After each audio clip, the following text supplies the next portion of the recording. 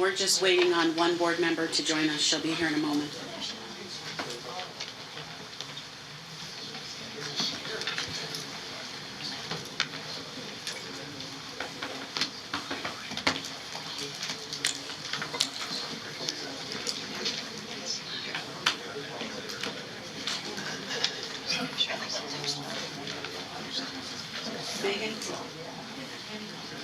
Well, good morning, and welcome back to in-person board meetings of New Jersey Transit.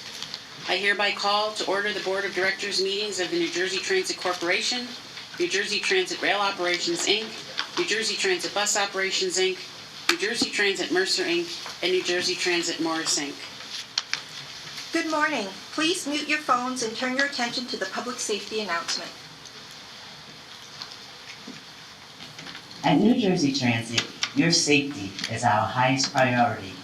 Please listen to these safety instructions in case of an emergency. In an emergency, announcements will be made over the loudspeaker or by a uniformed police officer. The primary exit for this location is the stairwell adjacent to the elevators, which can be located by exiting the boardroom and proceeding through the glass doors. There is a second alternate staircase that can be accessed through the door at the front of this room to the right behind the board dais. New Jersey Transit Police will call 911, administer CPR, and use the defibrillator located near the elevator if necessary. Fire extinguishers are located in the front and back of this room. Please be guided by the directions of the New Jersey Transit Police and staff. Thank you and have a safe day. At this time, I would ask everyone to stand for the Pledge of Allegiance to the flag. I pledge allegiance to the flag of the United States of America and to the republic for which it stands, one nation, under God, indivisible, with liberty and justice for all. Thank you. At this moment in time, it is my honor to welcome two new board members to the dais. Rashonda Brown, an NJ Transit train conductor, has ensured the safe transportation of New Jersey's commuters for 16 years, as of yesterday, as a matter of fact. She previously served as Chief of Staff for the United Transportation Union and is also co-founder and president of Brick Mob Steelers Charities. We welcome Rashonda and her input as a boots-on-the-ground member of the New Jersey Transit family. Karen Thomas, a procurement processor, has worked at New Jersey Transit for just a short 34 years as of today. She serves as chair of the Somerset County Commission on the Status of Women and formerly served on the Board of Trustees for Casa Shaw, court-appointed special advocate for Somerset and Hunterdon counties, a nonprofit that helps place abused and neglected children into safe and loving permanent homes. She attended Rutgers University and completed certificate programs at Union County Vocational and Technical Schools in Electronic Technology and New Brunswick Theology Seminary in Theology Studies. We are so grateful to have both of you join us on this board. You will be welcome additions to our family, and I would offer you now the opportunity, each of you, to make a statement if you wish. Rashonda, do you want to go first? I would just like to say thank you, Diane, for this opportunity, and I look forward to serving the citizens of New Jersey. Thank you. Karen? Yes, good morning, all. I'd like to say thank you also. It's a pleasure serving on the board, and I'm here as a representative, representing the hardworking men and women of the local and Amalgamated Transit Union. Thank you for this appointment. Well, we are very happy to have you, and let's give them a warm welcome.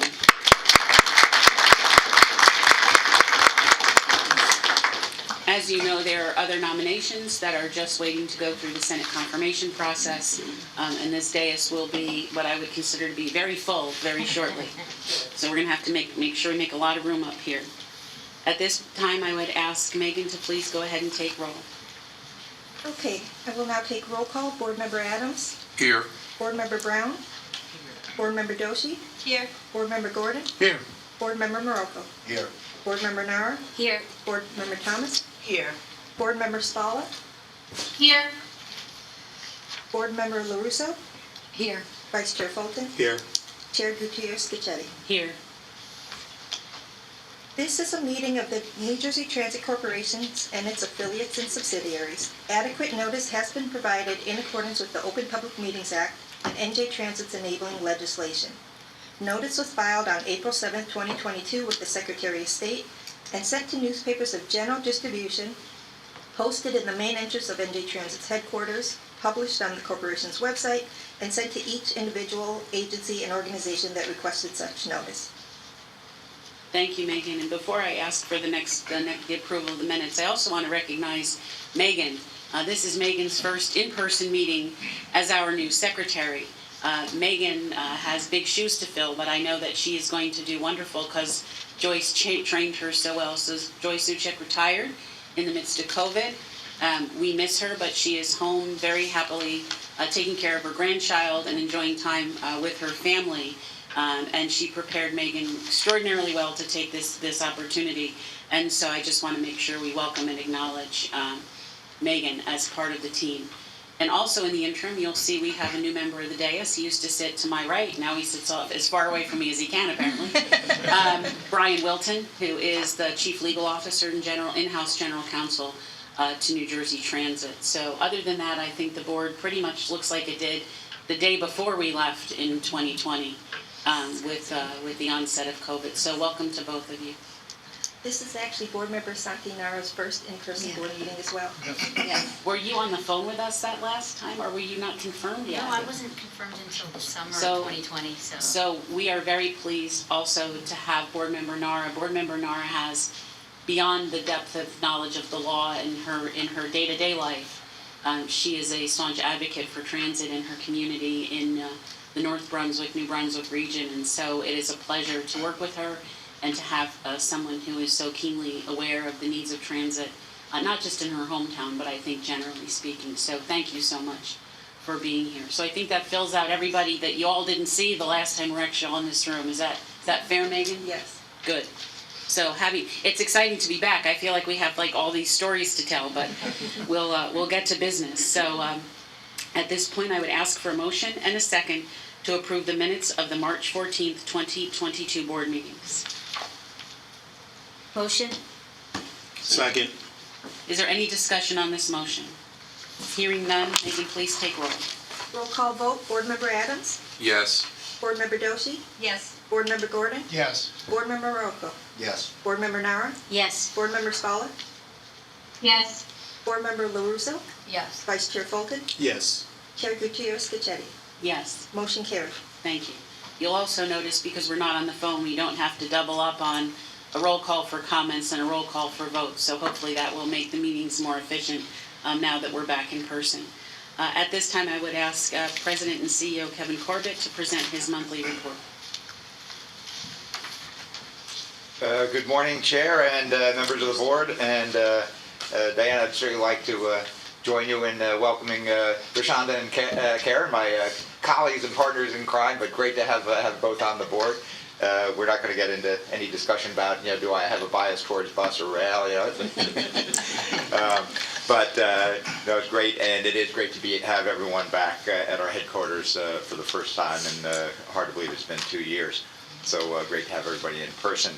As we've been doing through the virtual board meeting, I'll start with my report with COVID-related information. Currently, as of today, we have 28 employees out of approximately 12,000 who are currently positive, and that's up from 17 at our last board meeting, but still down dramatically from where we were just a few months ago with the height of Omicron. Weekday rail ridership has climbed above the 50% mark of pre-COVID levels. Average rail ridership on weekends has increased from approximately 70% of pre-COVID levels to approximately 80%, and some trains are at 100%. And system-wide bus ridership has increased from approximately 60% of pre-COVID levels to just shy of 70%. Interstate ridership into New York is up from approximately 60% of pre-COVID levels last month to approximately 65% this month. New Jersey, North Jersey intrastate or local bus service within New Jersey have increased from approximately 70 to 75% of pre-COVID levels. Light rail ridership is up from approximately 70% of pre-COVID levels to 75% this month. And I think as ridership continues to grow and mask mandates are relaxed in schools, offices, restaurants, retail stores, and other public spaces, we are awaiting final word from the TSA on whether or not the mask mandate on public transportation will expire on April 18th. And I think we noticed on hospitalizations, for example, that where we had a height of over 6,000 as of April 12th, we see the numbers are down to 388 hospitalizations statewide. So that certainly is a trend that seems to reinforce the hope that we may finally be able to eliminate the mask mandate. But if the mandate does indeed expire next week, I do want to remind customers and employees that masks will remain optional, and we encourage all those who wish to continue to wear them to do so if that provides a more comfortable travel experience. We appreciate all the cooperation we saw from our customers who overwhelmingly have complied with the TSA's requirement while it was in place. Since the onset of the pandemic, New Jersey Transit has consistently followed state and federal health guidelines, and we will continue to do so moving forward. Now that ridership is increasing, COVID rates are down significantly, and warm weather is on the way, we want to keep our momentum moving forward by continuing to encourage customers to come back to transit, as well as attract new customers. Towards that end, NJ Transit is offering several promotional discounts, which began on April 4th, and will run through the end of the month. We're calling it our Spring Fling campaign. This campaign is an extension of our recent and successful winter holiday promotional campaign. Both new and current customers can save on spring travel by using various promotion codes in the NJ Transit mobile app, including an invitation for new customers to try spring, take a free ride, and buy one, get one deals. We also extended the Family Super Saver Fare to be valid from April 4th through April 30th, which allows up to 2 children 11 and younger to travel free with each fare-paying adult. For more information on these promotional deals, please visit njtransit.com/spring. Speaking of promotional deals and encouraging ridership, our FlexPass ticketing options surpassed $2.5 million in sales last month for the first time ever. March sales were up 34% versus February. Cumulative sales now total nearly $19 million, representing more than 200,000 FlexPasses sold, which clearly illustrates just how popular this new fare option has been with our customers. As part of our Spring Fling campaign and to support one of America's favorite pastimes that is synonymous with spring, NJ Transit has created a webpage listing all the ways we can take you out to the ball game. Baseball fans, that includes you, Larry, can now visit njtransit.com/baseball for a listing of major and minor league teams in our region, some of which even are NJT Rewards partners, such as the Trenton Thunders and Somerset Patriots, along with all the public transportation options to get you to the game. There's another reason NJ Transit is doing everything it can to move people from their cars and onto public transit. We know it is essential for a healthy, sustainable environment. In this regard, I'm pleased to note that NJ Transit has launched the development of its first ever sustainability plan, initially introduced at our Energy and Sustainability Committee meeting in February. As part of this effort, NJ Transit is taking a proactive approach to stakeholder engagement, actively soliciting input from the general public, environmental advocates, community leaders, and NJT customers and our employees. This input will be used to shape and inform the plan to ensure it represents what's most important to all our stakeholders. Our first public webinar was held Wednesday 23rd at 6 p.m., where we introduced the plan and promoted our sustainability survey. NJ Transit wants to hear what matters most to you related to social, environmental, and economic performance. The survey available at njtransit.com/sustainability will take between 15 and 20 minutes to complete and ask for the relative importance of a wide range of sustainability issues from greenhouse gas emissions to clean vehicle technology. The survey opened on March 23rd and closes on April 27th. I also had the opportunity to share information on this new plan, along with all the ways the public transit benefits the environment yesterday at a hearing of the New Jersey Clean Air Council. My testimony at the hearing focused on the fundamental role that public transit plays in reducing carbon emissions and improving our environment, and was received very positively by the attendees. Again, to learn more about NJ Transit's sustainability initiatives and participate in the survey, please visit njtransit.com/sustainability. As we look to further reduce carbon emissions, particularly in communities that are inordinately impacted by poor air quality, and we're working on setting clear, objective, and measurable goals through our sustainability plan. As part of those efforts, we're also working to reshape much of our bus network to provide clean, modern, and efficient service that meet not only today's travel needs and patterns, but tomorrow's as well. Building on the positive progress of our New Bus Newark program, we recently launched the first ever initiative to reimagine the local bus network serving Camden, Philadelphia, and the surrounding counties.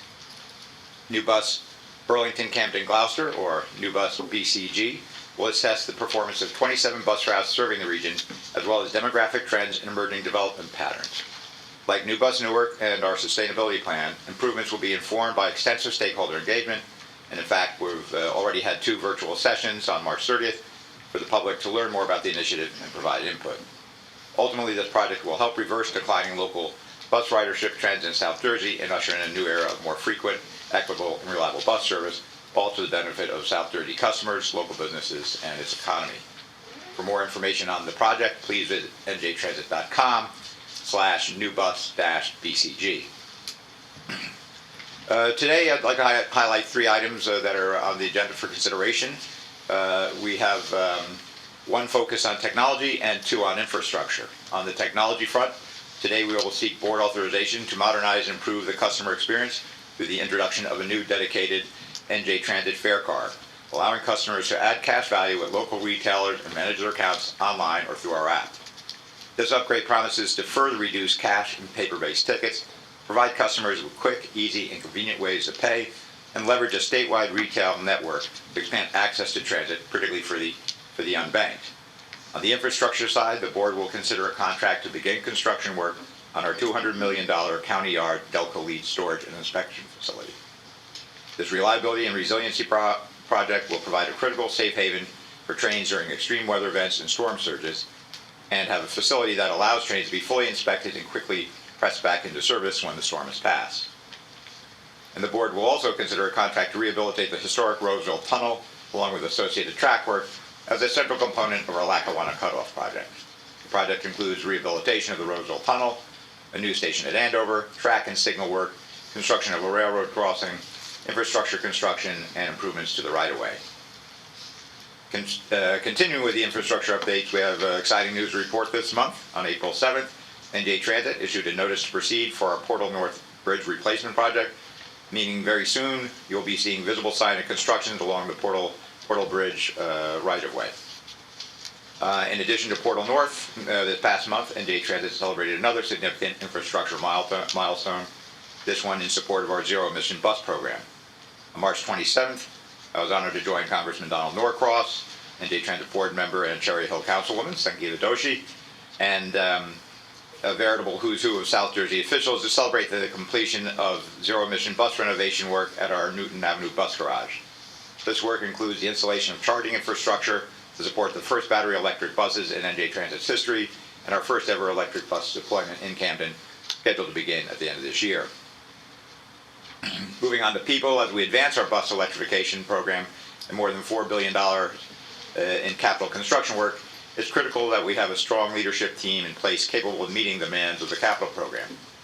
Toward that end, and as part of our core focus on people, NJ Transit's Capital Programs Division has partnered with New Jersey Institute of Technology's Professional and Corporate Education Division to bring NJ Transit a first-of-its-kind Project Management Professional Certification Exam prep course. This first class of 10 NJ Transit employees participating in classes at night and on select Saturdays for 9 weeks to complete the classroom section of the program and are now eligible to apply for the Project Management Professional Exam. Multiple teams with diverse backgrounds learned about the Project Management Body of Knowledge, or PMBOK, to enhance the project management knowledge across various departments. As NJ Transit strives to become a best-in-class project management organization, increasing the number of staff that exemplify the standards followed by PMBOK will be a key factor in continuing to improve project execution. This partnership with NJIT is in addition to our robust and expanding internship program, through which many partners have helped us, statewide colleges and universities, in increasing the rank of future professionals for capital projects. And as we draw to a conclusion here, now that we're back to holding in-person board meetings, please revive one tradition I personally have missed very much, and that's recognizing and honoring NJ Transit employees for a job well done.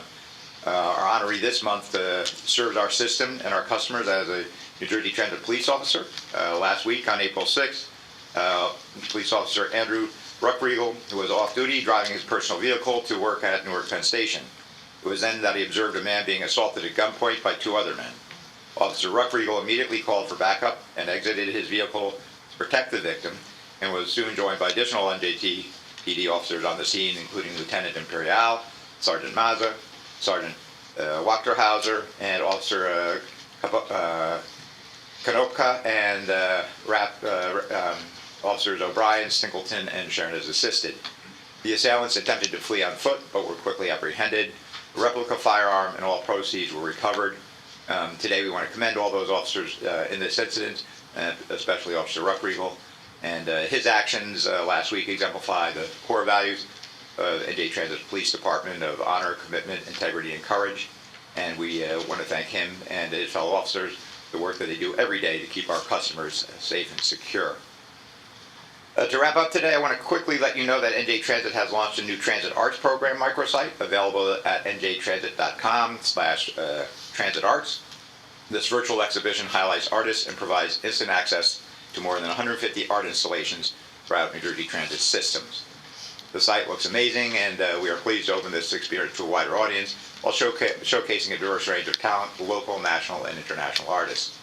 And finally, I would also like to give a quick shout out to our board member, Rich Morocco, who's celebrating his birthday today.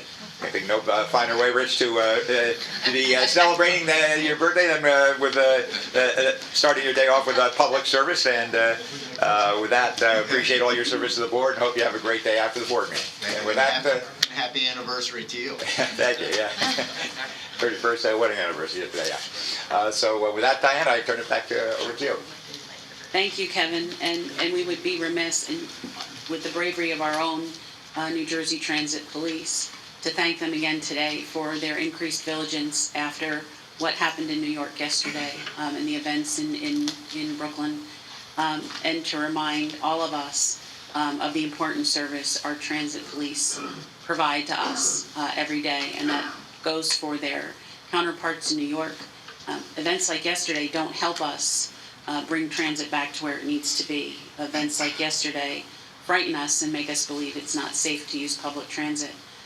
But I feel very confident with the group we have at our New Jersey Transit Police under the leadership of Chief Trissillo that we are safe and transit is safe.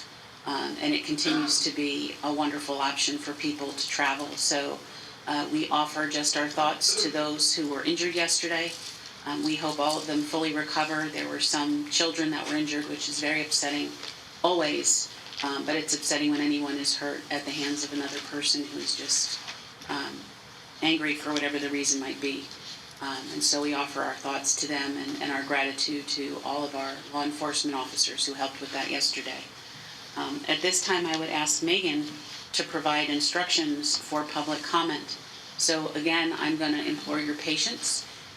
We are doing a hybrid version of public comments, which we will do now and forever. And so we have to balance how we go about that process. We have people who've registered to speak. So please just bear with us. We will get to everyone who's registered. That is our commitment.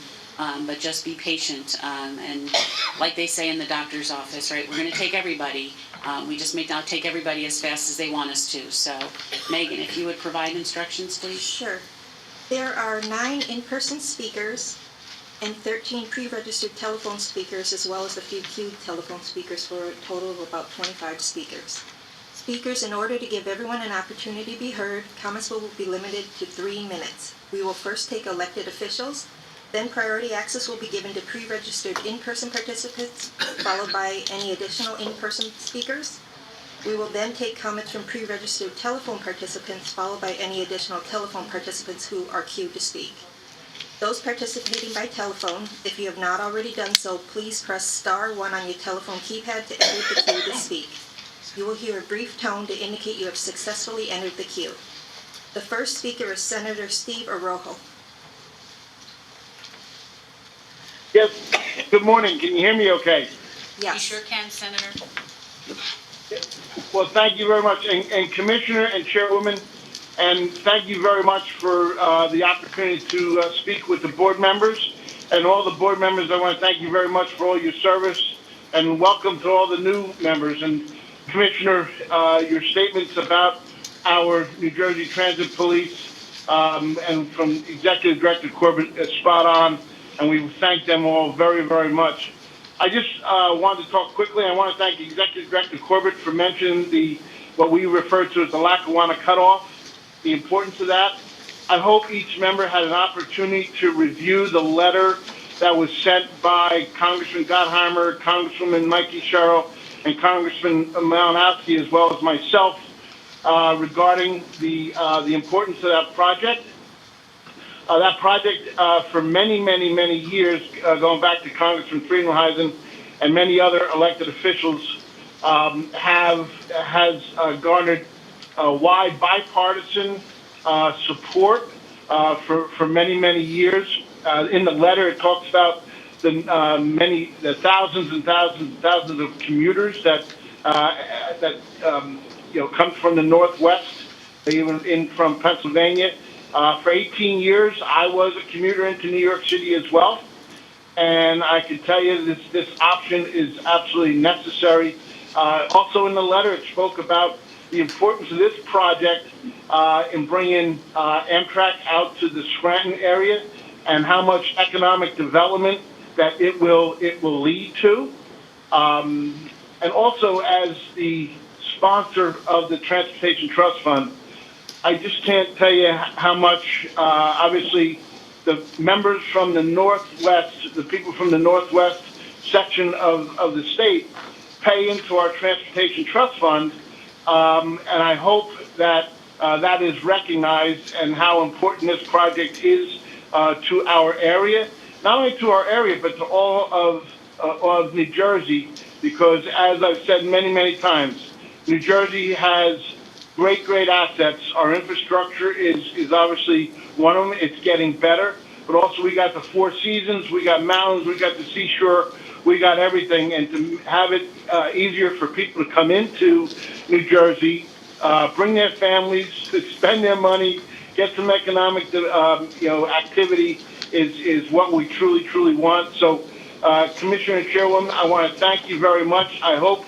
we have the board members' support on this. And once again, Commissioner, in your many, many roles, it is my pleasure to work with you on the many, many infrastructure projects that you were with, you came up and personally took a tour of, and I just went past one today in Hardiston that is already in the works and looking pretty good. So thank you very much. I wish everybody, those who have a birthday and an anniversary, happy birthday, happy anniversary, and I hope you all have a great day. Thank you, Commissioner. Thank you. The next speaker is Assemblywoman Shama Haider. Yes, thank you. Good morning. I'm Shama Haider. My district is 37, which is actually all located in Bergen County. And municipalities in my district include Fort Lee, Palisades Park, Hackensack, Teaneck, and Englewood, among many others. These are municipalities that have a large number of bus riders and people relying on public transportation. I'm interested to know what is the status of the appointment of the customer advocate. The position, as I understand, has been vacant for a long while, and what, if anything, is being done to fill this much-needed position? I serve on the Transportation Committee in the Assembly, and though this is the first time I'm here speaking before this board, I'm sure it won't be the last. But I really would like to know what is being done and would urge the board to fill this much-needed position. Thank you for your time. Thank you. The next speaker is Mayor Tom Walsh. Good morning, Madam Chair, Commissioners. This is Mayor Tom Walsh of Andover Township. Last meeting, I spoke about lots of facts and figures in regards to the Lackawanna Cutoff and the way it would benefit our region of New Jersey. Today, I would like to speak about the partnership that was forged between New Jersey Transit and the people of Andover Township. Many years ago, when Transit took up this project, they ran into a problem acquiring a right-of-way to fix a drainage culvert that would protect the new platform and the tracks to be installed. At that time, I asked permission from our Township Committee and Transit if we could intervene. After getting that from both, Andover Township then committed what we would consider considerable time and money to acquire the piece of property. We have now succeeded in doing so. We would now like to ask you to follow up and fully fund this project in the same good faith that we have shown. I would like to thank Senator Oroho, Congressman Sherrill, and Congressman Gottheimer for all their support in this project. As politicians, we all like to stand up, stick our chest out, and say, look, what we got accomplished. But without the good, hard-working taxpayers of a small township of 6,000 people who took a leap of faith with us, this project would be dead in the water. Now, please, I'm asking you to have the same commitment that we have shown. Thank you for your support. Thank you. The next speaker is Paula Rogovin, and she will be followed by Sally Jane Gellert.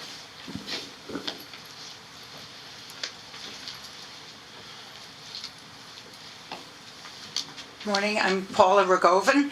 On November 11th, 2020, I said at a New Jersey Transit Board meeting, quote, I'm overjoyed that Governor Murphy and New Jersey Transit have decided to pivot away from the frack gas power plant in Kearney and to a renewable energy hybrid microgrid to power the trains. This is so exciting. I'm happy for the people of New Jersey and for the environment. I'm particularly happy that the people in environmental justice and low-income communities who are constantly burdened with pollution will not be burdened with pollution from a New Jersey Transit power plant. We hope this can serve as a model for microgrids throughout the state and the country, and with the support of the incoming administration in Washington. I have learned not to believe in promises. New Jersey Transit has promised to pivot to the renewable energy microgrid to power the trains. What we need, though, is an assurance that every possible effort will be made to establish that renewable energy microgrid. End of my quote. Then why were we demonstrating this morning outside of Transit headquarters? With the public release of the request for proposals, the RFP, we no longer see evidence of that commitment to renewable energy.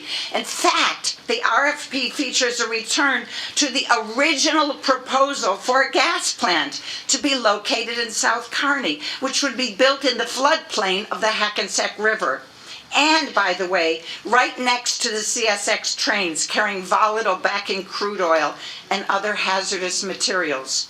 In October 2020, Transit Board Chairperson Gutierrez Scacchetti promised that if I wasn't happy, the project would not move forward. That indicated to me she respected me as one of the leaders representing many hundreds of people who fought day and night for this victory for environmental justice and the climate. I am not happy. I'm not happy with the New Jersey Transit staff who enabled the return to the gas plant. I'm not happy with the selection of Arcadis to work on this project. Only 2 of the members of the 15 members of the Arcadis team have experience with solar and other truly renewable energy sources. I'm not happy with the New Jersey Transit Board of Commissioners because you have not yet publicly questioned or taken a stand against the retreat to a gas plant. We call on you, New Jersey Transit Commissioners, and on Governor Murphy to take a strong stand for environmental justice and for the future of this earth. Revise the RFP so it will not include a gas plant and so that it will reflect the goal of having as close to 100% renewable energy as possible. Thank you. Thank you. The next speaker is Sally Jane Gellert, followed by Murray Bowden.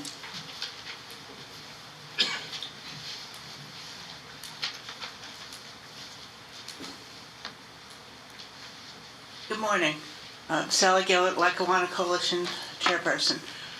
I was out with the demonstrators this morning. We stand with the Don't Gas the Meadowlands group and for a renewable transit grid. It's nice to be back in person. After 2 years, it's good to be here. although Orrin Getz is no longer with us. He's been a good advocate for the Pascack Valley Line Riders, both here and in New York. I first met Orrin here at a board meeting, and his comments were always on point and well-reasoned, and he will be missed. On action item 220421, the fare cards, we're interested in the project as we realize that many people are accustomed to and in fact like such systems, yet we have reservations. Cash is universal. Paying cash does not require dedicating funds to one particular business or agency. It is private and in fact is required to be accepted for any business in the state of New Jersey, except car dealerships and oddly parking lots. We have repeatedly asked about when Flex Passes will be available for cash purchase rather than only through the most recent app version.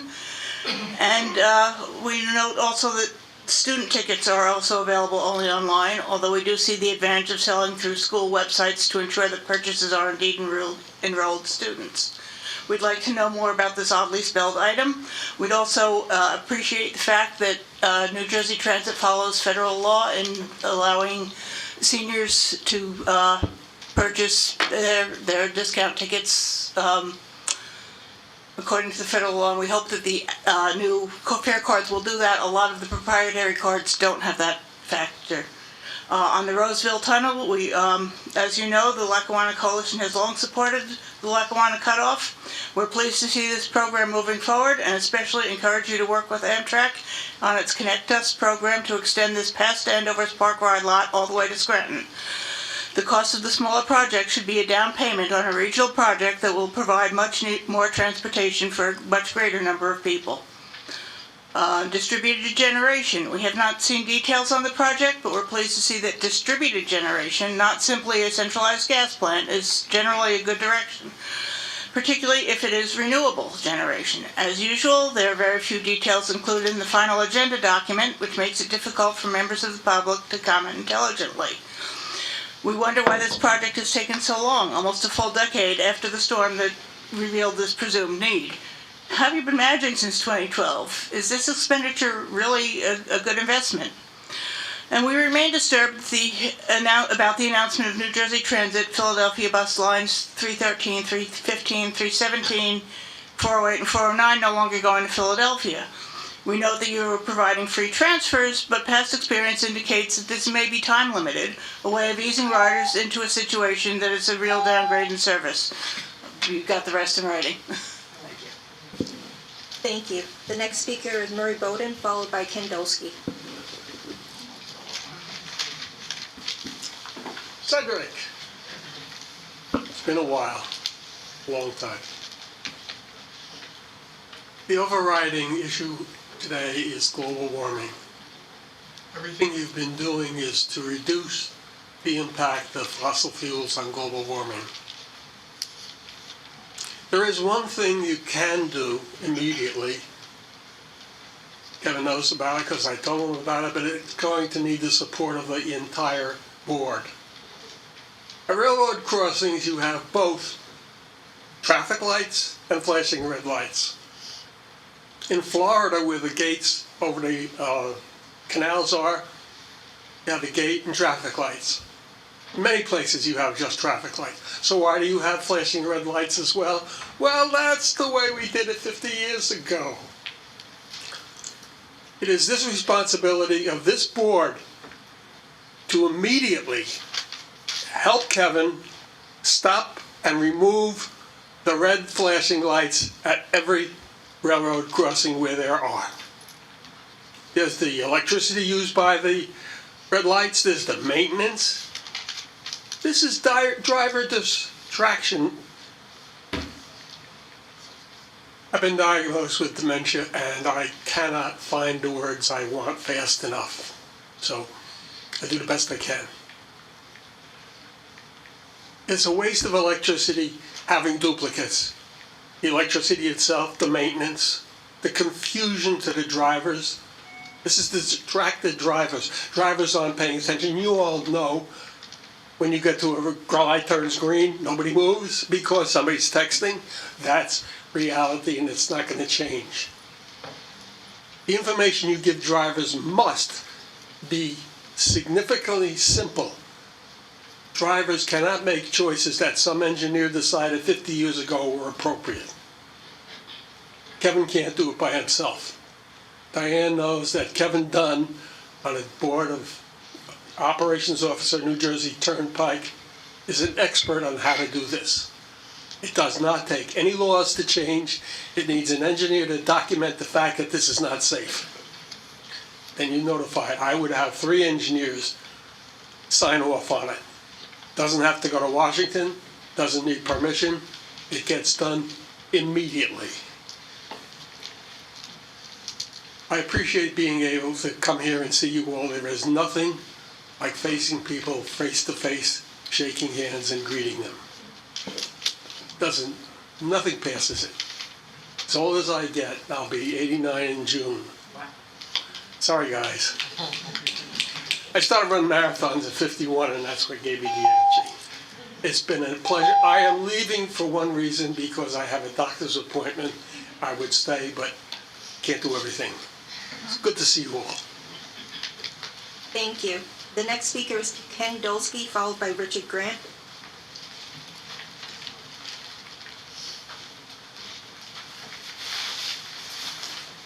Good morning, New Jersey Transit Board members. My name is Ken Dolsky, and I'm a member of the Don't Gas the Meadowlands Coalition. I'm going to comment on the Transit Grid RFP.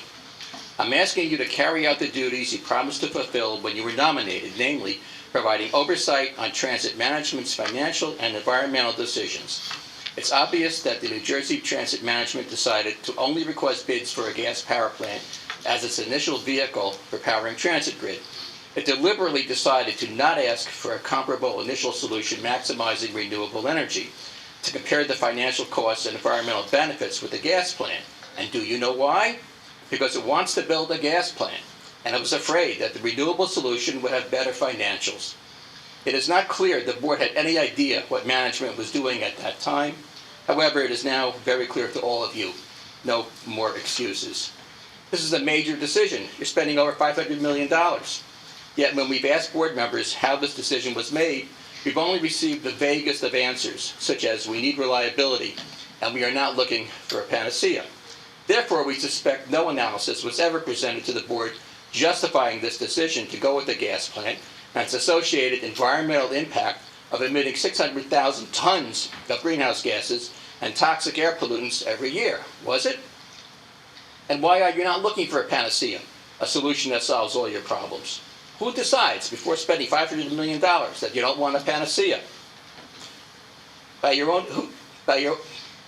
Who decides to spend this one-time amount of money on a project that by your own admission has to be totally reimagined in the next 28 years with no comparable source of funding, rather than looking for a solution that would not require any additional funding?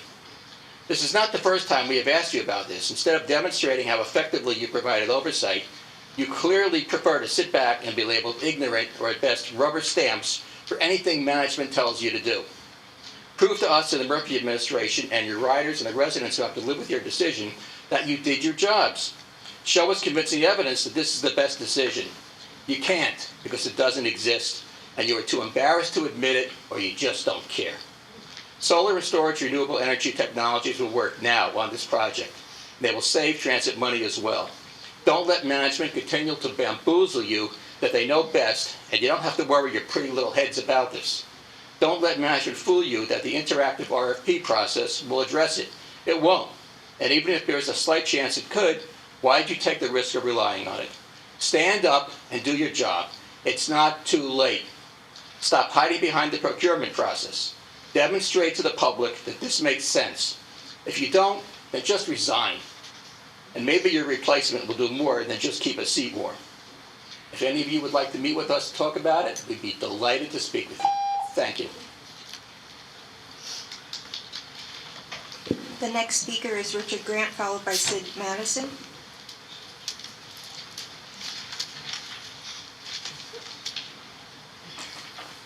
I'm Rich Grant, Hackensack. Don't guess the Meadowlands volunteer, but my words, my thoughts. One can explain this board's handling the new NJ Transit Grid project as it approves spending taxpayer dollars to find the most qualified, expert problem solvers to figure out how to maximize renewable energy to power the planned microgrid while keeping a planned gas-fired power plant whose 140 megawatts would supply all the power needed. But not to hear if the same qualified expert problem solvers can figure out how to power it absent that gas plant using renewables and possibly non-intermittent power sources. We are beginning to think that the problem may be the board. It should have been a red flag when it was brought to the board's attention that NJ Transit's environmental impact statement was not sourced to up-to-date real-world data. It should have been a lesson that management beliefs on matters such as the appropriate energy sources for powering the microgrid needed to be independently verified by the board before being embraced.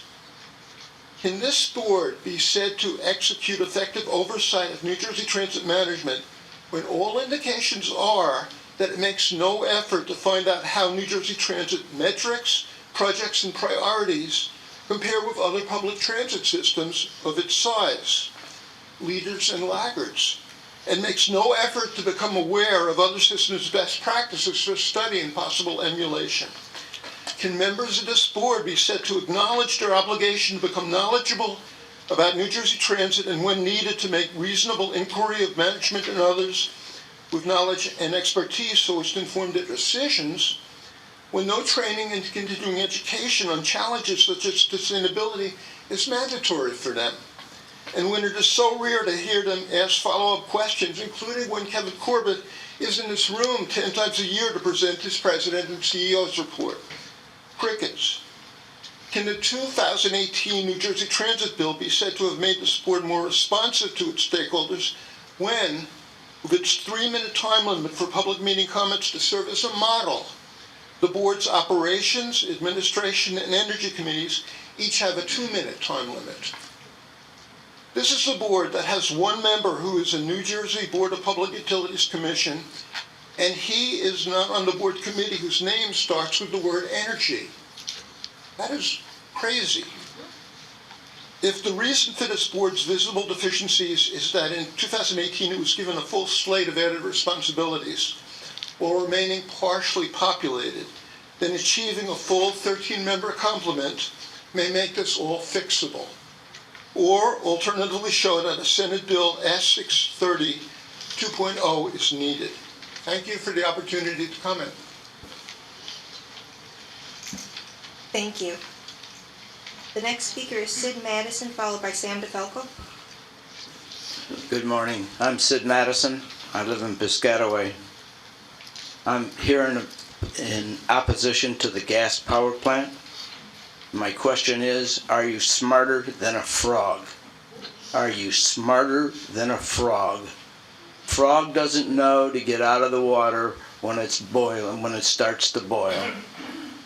And we're sitting in a situation where we've been told that our planet is getting warmer, like the water for the frog. Are we smarter than the frog?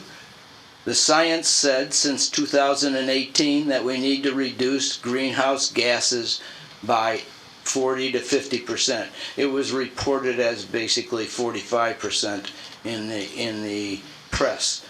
Now the governor and the president have both said that we need to reduce it by 50% or more. We cannot reduce greenhouse gases by adding more greenhouse gases by a power plant.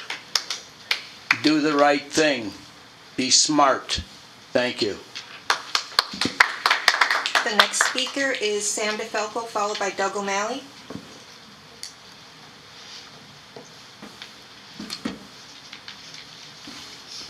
Hi, good morning. My name is Sam DeFalco, and I'm speaking on behalf of Food and Water Watch. It's nice to see you all in person after 2 years of remote meetings. At the last in-person meeting in March of 2020, I spoke in opposition to a frack gas power plant in Kearney and the climate and environmental justice implications it would have for our state and our most vulnerable residents in Kearney and the surrounding region, who already suffer from some of the worst air quality in the country. Since that meeting, we've had multiple IPCC reports that outline the dire implications of the climate crisis and what we need to do to prevent worsening storms and the that could result in sea level rise and storms and threaten the existence of humanity. We've also seen the passage of the environmental justice law in New Jersey to protect communities like Kearney and Newark and the surrounding region from more environmental racism and pollution.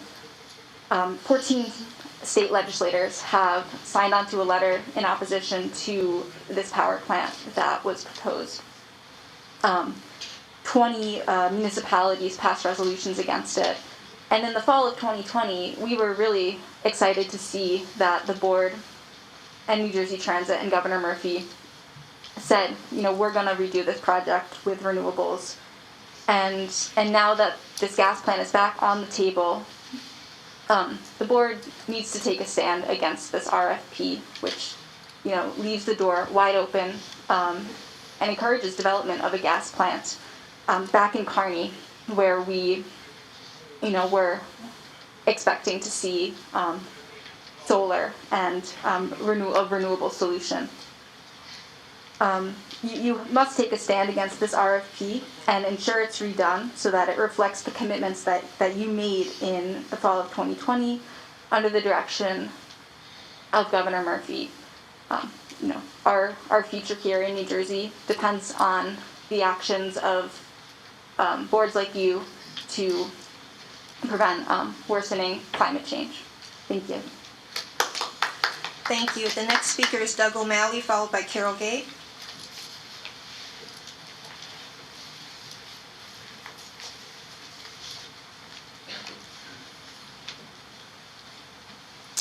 Thank you so much, members of the board. Thank you to President Corbett and Madam Chairwoman.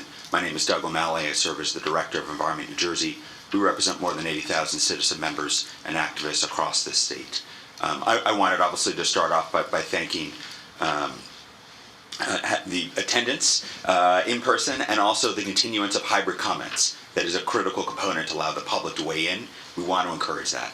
I also wanted to thank the fact that we do have new board members with us, and specifically wanted to thank Rashonda Brown, as well as Karen Thomas, as well as Shanti Nera for being here. Obviously, you've been serving the board for a long time.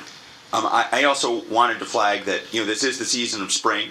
That is baseball. That is also tax season and budget season.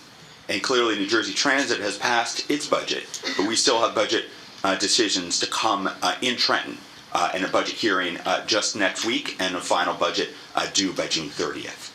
I wanted to flag too a notable omission here, and I wanted to thank the service of Commissioner Adams because his work, and I saw him when he was sworn in and testified back in our pre-COVID times. His work on this board has been invaluable. Specifically, the ability to comment, to discuss, and dare I say dissent from decisions. That's what we should be encouraging on this board. And we would encourage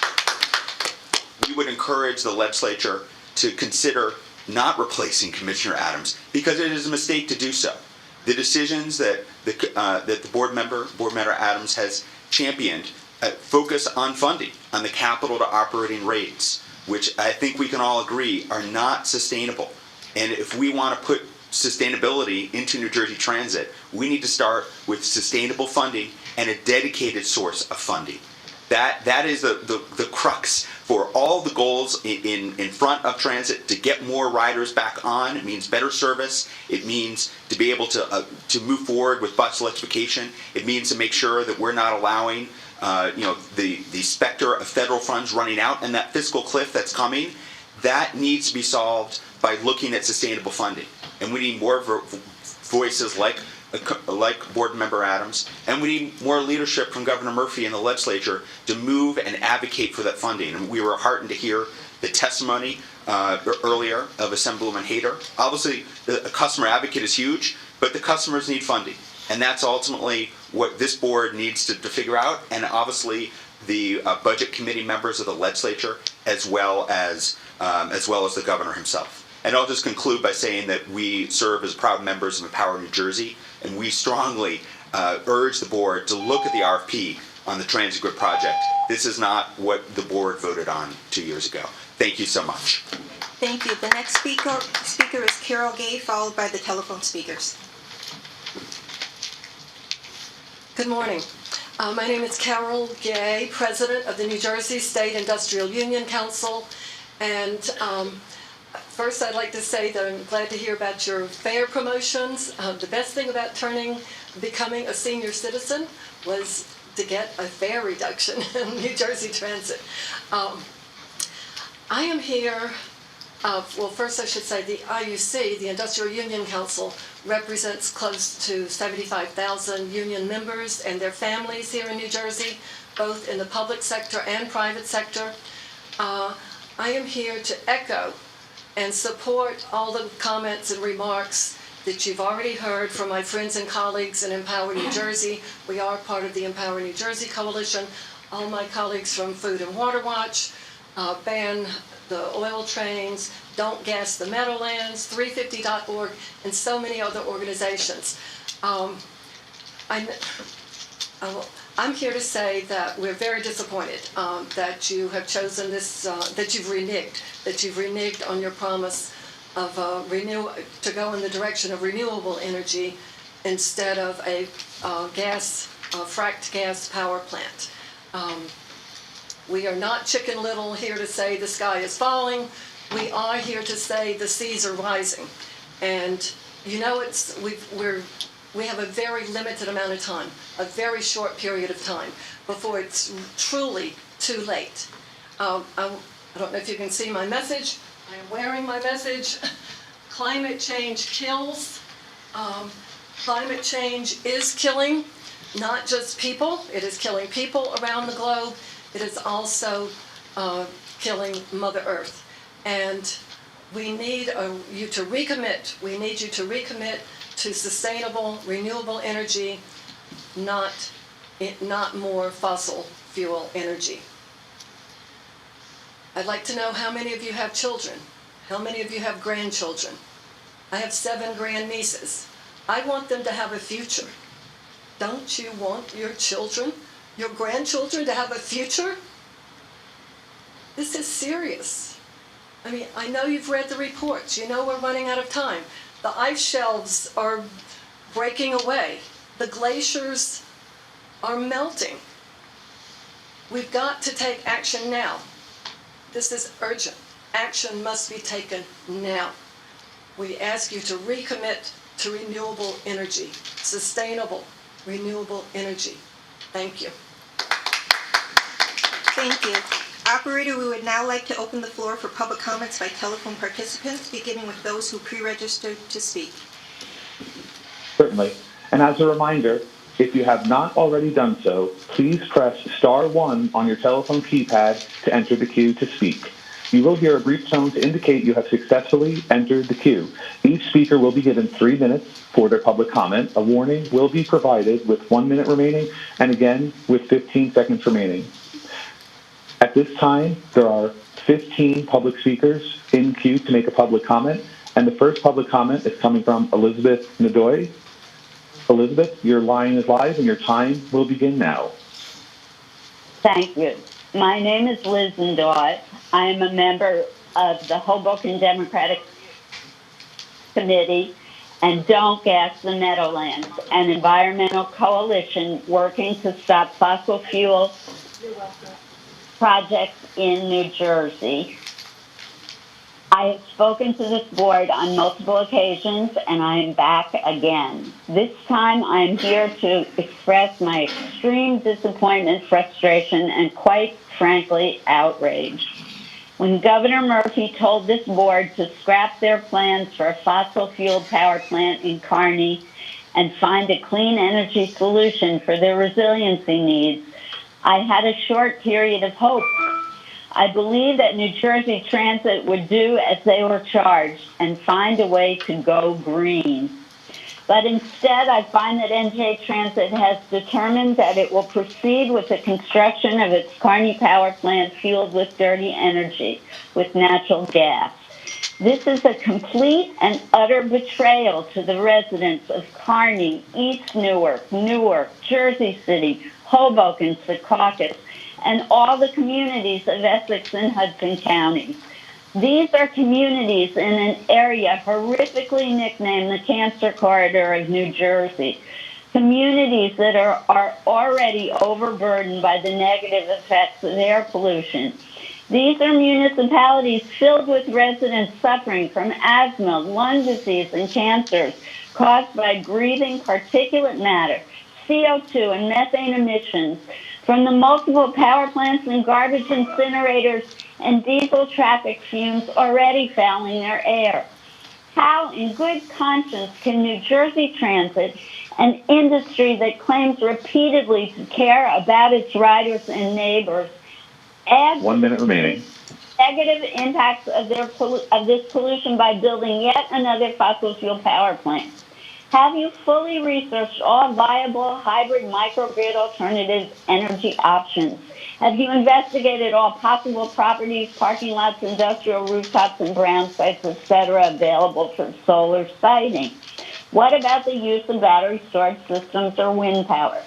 And in the light of the climate crisis and the fact that the Intergovernmental Panel on Climate Change reported just last week that climate change is occurring even more rapidly than scientists originally thought, we have only 8 years in which to put the brakes on the negative effects of the burning of fossil fuels. Only 8 years. It therefore behooves you, members of the Board of New Jersey Transit, to tear up this latest terrible betrayal RFP. Work directly with the public you serve and environmental engineers in give and take discussion to come up with the hybrid microgrid alternative energy solution that does exist. Stop hiding behind greenwashed excuses and take a strong leadership role. Go back. Thank you.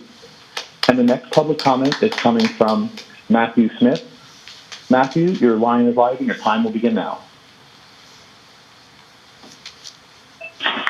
Yes, good morning, New Jersey Transit, members of the board.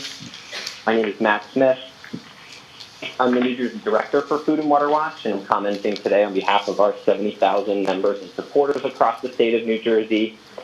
And I was also one of the members of the public who were outside of the first in-person board meeting since the pandemic this morning to protest the decision by New Jersey Transit to reverse course and renege on their promise and Governor Murphy's promise to re-envision and redesign the transit grid project to maximize renewable energy. Essentially what New Jersey Transit has done is instead decided to try and put lipstick on the original fossil fuel pig. And let me describe exactly what that lipstick is. The lipstick on the fossil fuel pig in this case is a goal that says we're no longer trying to re-envision the project today to get to maximize renewables, but all we have to do is get to net zero carbon by 2050. Well, to the average layperson, net zero carbon by 2050 might sound okay, but here's why it's not. Net zero carbon by 2050 means a gas plant today. It means that New Jersey Transit will not only be running the gas plant for emergency purposes, for resiliency, which is why you're getting the federal money, but it would also mean that New Jersey Transit is going to burn fossil fuels, poisoning the lungs of Black and brown and low-income communities in Kearney, Newark, Jersey City, Hoboken, and surrounding areas, all to make revenue, selling that power to Amtrak. This is unacceptable. We have been working on this issue for several years now. We thought we made great progress when the original pivot was decided. 1 minute remaining. For some reason, New Jersey Transit management, either due to incompetence or due to an overt prejudice towards fossil fuels, has designed the RFP to ensure that a gas plant will be built that will poison the lungs of New Jersey residents, that will exacerbate climate change, that will go against every single commitment and promise that the board has made, that this governor has made to the people of New Jersey, to the riders in New Jersey Transit, to maximize renewable energy today. My question for Board Chair Diane Gutierrez, who promised our coalition, specifically Paula Rogovin, one of the leaders of our coalition, that if Paula wasn't happy, the project wouldn't move forward. Board Chair Gutierrez, when are we going to get our meeting with you? We were promised ongoing stakeholder meetings. We were promised the ability to addendum the RFP if needed. That was what the promises were. When will you fulfill your promise? Thank you for the opportunity to speak. We look forward to meeting on this urgent issue as soon as possible. Thank you. The next public comment is coming from Sean Monin. Sean, your line is live and your time will begin now.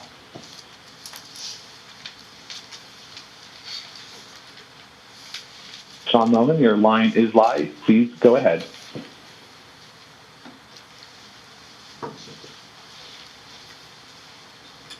Sean Monin, please check to see if your line is muted. Once again, you're now on a live line. You may begin your public comment at this time. Yes, hello. My name is Sean Mullen, and I'm the Executive Director of Tri-County Sustainability. We're the Sustainability Hub for the 101 towns and 1.2 million residents of Burlington, Camden, and Gloucester counties. Congratulations, President Corbett, Board Member Doty, and all of the New Jersey Transit Board and staff on last month's unveiling of the battery electric bus infrastructure at the Newton Avenue Bus Garage in Camden. We can't wait to see those beautiful new flyer buses in operation this June. The future is indeed now. Also, we're very excited about the new bus Burlington, Camden, Gloucester BCG initiative and look forward to working with New Jersey Transit on this project to redesign our local interstate bus network in the greater Burlington, Camden, Gloucester area. We've heard a lot about the recent service changes to the 5 long-distance bus routes from South Jersey into Philadelphia. For the record, we understand the primary issue here is with Greyhound, and we appreciate New Jersey Transit's concerns for rider, driver, and pedestrian safety. With that in mind, anytime there's an extra transfer added to a daily commute, it's a hardship. South Jersey is already underserved compared to the rest of the state when it comes to mass transit. And we're not talking about the boonies here. It's about getting New Jersey workers to their jobs in the 5th largest city in America and back home again. And with this in mind, we respectfully ask that New Jersey Transit identify a longer-term plan that provides interstate service closely aligned with commuter needs, just like the New Jerseyans who commute to Manhattan every day. Thank you again for all that this board, New Jersey Transit, does for the people of the Garden State. Thank you. The next public comment is coming from William Ritzler. William, your line is live and your time will begin now. Good morning. On February 28th, New Jersey Transit discontinued interstate bus service between Camden and Philadelphia on routes 313, 315, 317, 408, and 409. Going forward, service will begin and end in New Jersey. Customers traveling to or from Philadelphia will be required to make connections at the Walter Rand Transportation Center to other routes to continue their trip. On March 30th, 2022, questions were submitted to New Jersey Transit via the online board feedback web form regarding both the decision-making process and justification for implementing the service changes described above. Although some of the information sought has been obtained by way of media reports, not all questions were answered, and New Jersey Transit responded only earlier this week. As I stated during public comments last month, this abrupt change with little to no advance public warning constitutes a hardship for the affected passengers. Already, the aforementioned media reports have documented the choice of one former New Jersey Transit bus passenger who no longer uses the Route 408 bus as a direct result of the elimination of interstate service. Certainly, there are more making the same choice. This occurs at a time when New Jersey Transit is attempting to recover ridership that has been severely impacted by COVID-19. In the past, there were nearly 20 interstate New Jersey Transit bus routes serving the Delaware Valley, some of which provided service to locations outside of Center City, Philadelphia. Points served included what is now known as the SEPTA Frankfurt Transportation Center, South Philadelphia, and Wilmington, Delaware. New Jersey Transit has slowly strangled the interstate bus service available to residents of southern New Jersey.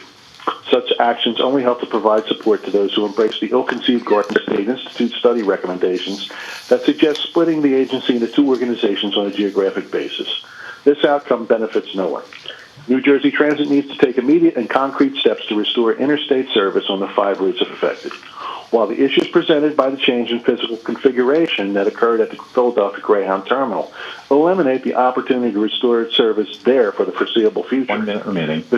The complete elimination of interstate service on multiple bus routes with no apparent contingency plan is a situation driven by institutional expediency rather than customer service.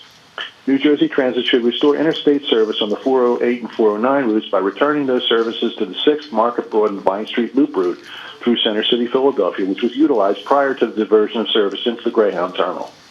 This is a solution used to maintain interstate service on Route 551. Furthermore, New Jersey Transit should work expeditiously with all parties necessary to temporarily facilitate the return of interstate service on routes 313, 315, and 317 by utilizing the curbside bus loading areas adjacent to 30th Street Station and Art Street. Long-term, New Jersey Transit should identify and implement a solution that provides a safe and comfortable, passenger-friendly environment for long-distance bus passengers traveling to and from Philadelphia. New Jersey Transit leadership also needs to vigorously and unambiguously provide answers to the following questions. Is there a pathway to restore interstate service on the affected routes? And if so, can New Jersey Transit identify what that pathway is? Number 2, does the bus operating plan that will exist after completion of the Walter Rand Transportation Center Rehabilitation Project envision the further reduction or elimination of New Jersey Transit bus service into Philadelphia? Thank you. Thank you. The next public comment is coming from Andy Weiss. Andy, your line is live and your time will begin now. Good morning, Board. Where is our customer advocate office? I know another person mentioned this in the previous comments, but where is our customer advocate office? We've been waiting years for a real customer advocate, and you're dragging this on and on. I'm tired of waiting. We are all tired of waiting. We need a customer advocate. Stop, dragging this on. The NJ Transit Fare Card, mentioned by Kevin Corbett, should be a regional card with MTA and PATH. I don't know why you're standing alone on this. Why are you not regionalizing the fare card with MTA and PATH? NJ Transit riders have one card, one fare system, one fare card for the whole system, for the whole region. I don't understand. It makes absolutely no sense. This is the NJ Transit audit said you should have a regional fare card. That was one of the recommendations. You're ignoring the recommendations. The public comments by board members, I've noticed, always have no substance and a rush. Is there a rush? Never have any substance. All this board does every month is vote on action items and then adjourn. That's easy. What skill does that take? What skill? You're just like an action item board and not a board that speaks up for NJ Transit riders. It takes no skill to do what you do. No substance from your comments. We could have a kid on the board. It takes no skill. After a month off, you guys are off for a month. This is the worst mass transit station agency in the nation, and you have nothing to say. You're not speaking up. Nobody's standing up for us. Phil Murphy is running NJ Transit like Chris Christie. We have one bus an hour all over New Jersey with massive weekend service cuts. The weekend service is just a weekend service cut. It's a giant cut. Buses should be every 10 minutes. 1 minute remaining. One bus an hour on weekends in Hudson County is not public transit. Public transit was never meant to run like this. How come this board never talks about the terrible service frequency? You never talk about the dirty buses and trains? NJ Transit is getting much worse under Phil Murphy. This board is not making any improvements to the systems. The outside of buses are covered with dirt, and the windows are dirty with a cloudy film covering them. You ever ride the buses? NJ Transit is the worst public transit system in the nation by far. I experience third world conditions all the time when I ride it. It's getting worse, and please stop the propaganda about getting it better. It's getting better. It is not getting better. It is not getting better. It is getting worse. 15 seconds Chris Christie is smiling. Stop acting like Trenton Democrats and start acting like a board. Give us oversight for a change. Speak up for us. Speak up. Thank you. Thank you. The next public comment is coming from Jamie Klinsky-Fay. Jamie, your line is live and your time will begin now. Hi, thanks for letting me speak here, and thanks for continuing to have hybrid access for those of us who could come in person. It's really appreciated. Earlier in the meeting, I was really thrilled to learn more about the sustainability efforts. I went to the website as the meeting was going on, to check out what NJ Transit has planned, and it's really exciting. But the power plant in Kearney, the microgrid, the RFP, those don't jive with the sustainability plan that you all have in mind. You saw the IPCC report, I'm sure. We literally do not have time to build more fossil fuel power plants at this point. If we want to get to net zero, which is what the Murphy administration has been advocating, building this plan, whatever its intentions, will detract from that goal and will just hurt the people of Kearney, the surrounding area. It'll hurt everyone in the state. It'll hurt everyone. It'll hurt the planet. We're all connected. I really hope that the board considers withdrawing the RFP, rewriting the RFP, and centering clean technology, renewables, as how it builds any power plants in the future. That's it. Thank you. Thank you. The next public comment is coming from Tina Whitehouse. Tina, your line is live and your time will begin now. Yeah, can you hear me? Yes, your line is live. Yeah, your line is live. Please begin. Okay. My name is Tina Whitehouse. I am the co-chair of Divest New Jersey. I want to thank the board for providing hybrid access to this meeting. I remain one of the people who would not be able to come if not for a call-in option. It seems that we remain where we were at the last board meeting. Questions posed by the public regarding the current RFP for the Resiliency power plant are not being answered, and your promises to do so are being broken. That seems to be the way things are going here. There was a promise by Governor Murphy to scrap the fossil fuel plant and make it a renewable power plant. Promise broken. The current RFP was written to make it all but certain to be a natural gas power plant. Renewable options neither honestly entertained nor acted on. In late February, another IPCC report was released, ringing more fire alarms for immediate action, specifically an end to fossil fuels. Christiana Figueres, who was an architect of the Paris Agreement, called the world's failure to adhere to a 1.5 degrees Celsius limit suicidal. Peter Kalmus, an NASA scientist, and other climate scientists were arrested last week at Chase Bank, chaining themselves to the entrance to protest the funding of new fossil fuel projects. That is how calamitous things have gotten. By refusing to take a stand against the fossil fuel power plant, as New Jersey Transit board members, each one of you is contributing to the calamity, part of the suicide plan. Unfortunately, it is mass murder. Your failure to speak out against a fossil fuel 1 minute remaining. Gas project at this point in time, given what we know to be true, is a failure to protect the public you are supposed to represent by ignoring scientific certainty of catastrophic climate outcomes. This fossil fuel project cannot go forward. Taxpayer dollars cannot support the delusion that we have until 2050 to transition. The RFP must be rewritten to eliminate the possibility of any fossil-fueled power plant. We will not accept anything less for the people of Kearney and all of us in New Jersey who will suffer the consequences. If you cannot stand up against this fossil fuel project now, you must resign, as you are a terrible threat to our health and our safety and our peace. Thank you. Thank you. The next public comment is coming from Claire Lucas. Claire, your line is live and your time will begin now. Good morning, Board of Directors. I am concerned and alarmed about your New Jersey Transit grid project.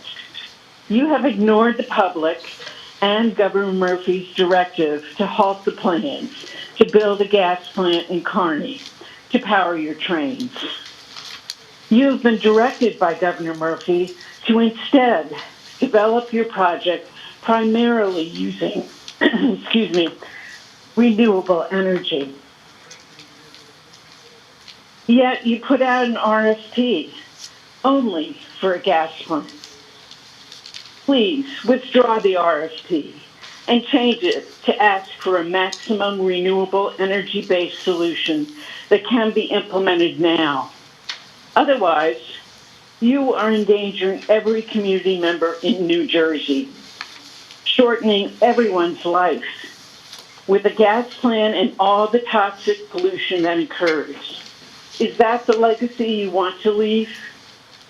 Thank you. Thank you. The next public comment is coming from Thomas Stravick. Thomas, your line is live, and your time will begin now. Thank you. I'd like to first thank the board and the commissioner for allowing me to provide comments in support of the action item on today's agenda. Action item 220422, the final design, construction, and commissioning of the Roseville Tunnel and rehab and associated track work for the Lackawanna Cutoff project. I just want to provide some details to fill in the support that Senator Oroho and Mayor Walsh had provided earlier. I'd like to thank them for their support and participation over the years, many years. The project's been worked on for over 35 years, the whole Lackawanna Cutoff project.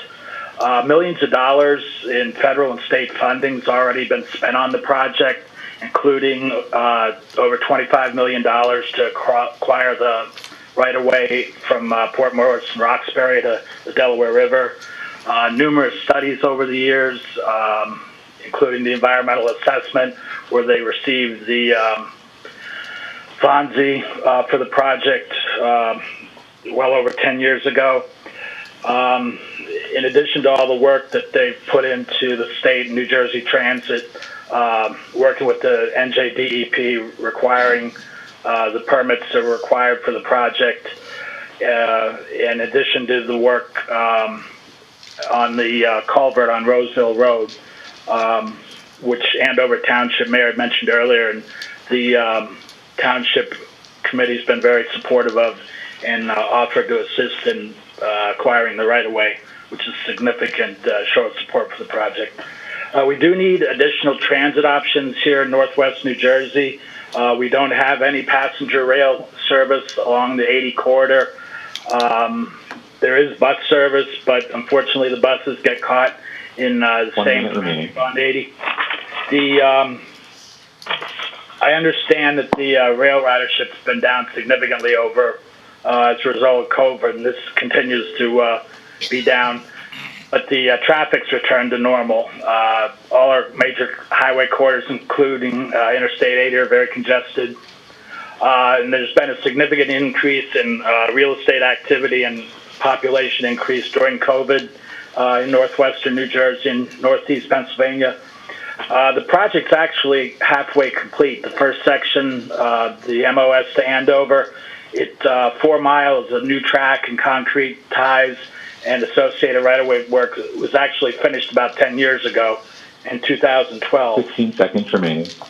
And this is a critical link, as was mentioned earlier by the Senator, that Amtrak is looking at this project for the New York City to Scranton corridor, and this would be a significant, important first link for that project. Thank you. Thank you. The next public comment is coming from Sophia Petros. Sophia, your line is live and your time will begin now. Hi, Sophia Petros. I am 24 years old and I'm calling in from Maplewood in Essex County.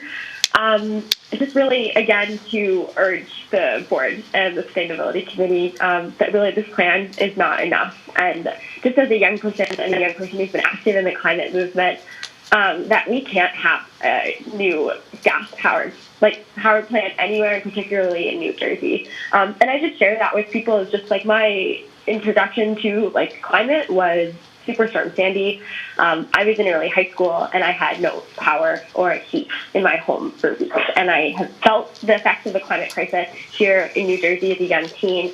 Then folks told me almost 10 years ago, a while ago, that changes were going to be made in the state, that we were going to make efforts for things like this to not happen again. And every piece of fossil fuel infrastructure, regardless if it's going to transit or other sectors, just imperils our futures. I've heard from a lot of people talking about young people today on this call. I haven't heard a lot of young people call in. We are in the middle of a school day, and I know so many other young people. I work with them every day who are in fierce opposition to the expansion of fossil fuel gas infrastructure. And I don't know, and I really just urge the board to think about that, like in this moment. We're not going to solve the climate crisis, nor are we going to get to the net zero commitment of the governor's administration that's being called for in every level of government by implementing new fossil fuel infrastructure in the here and now.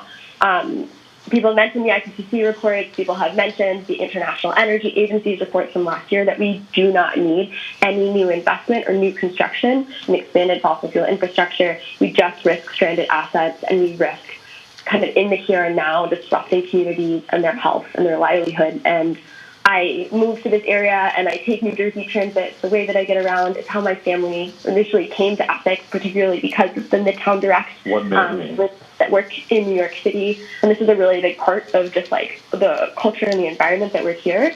And I think it's really important that we remember that this is anti-trans is a huge part of this community effort. And it's a pride for many people, but we're not proud.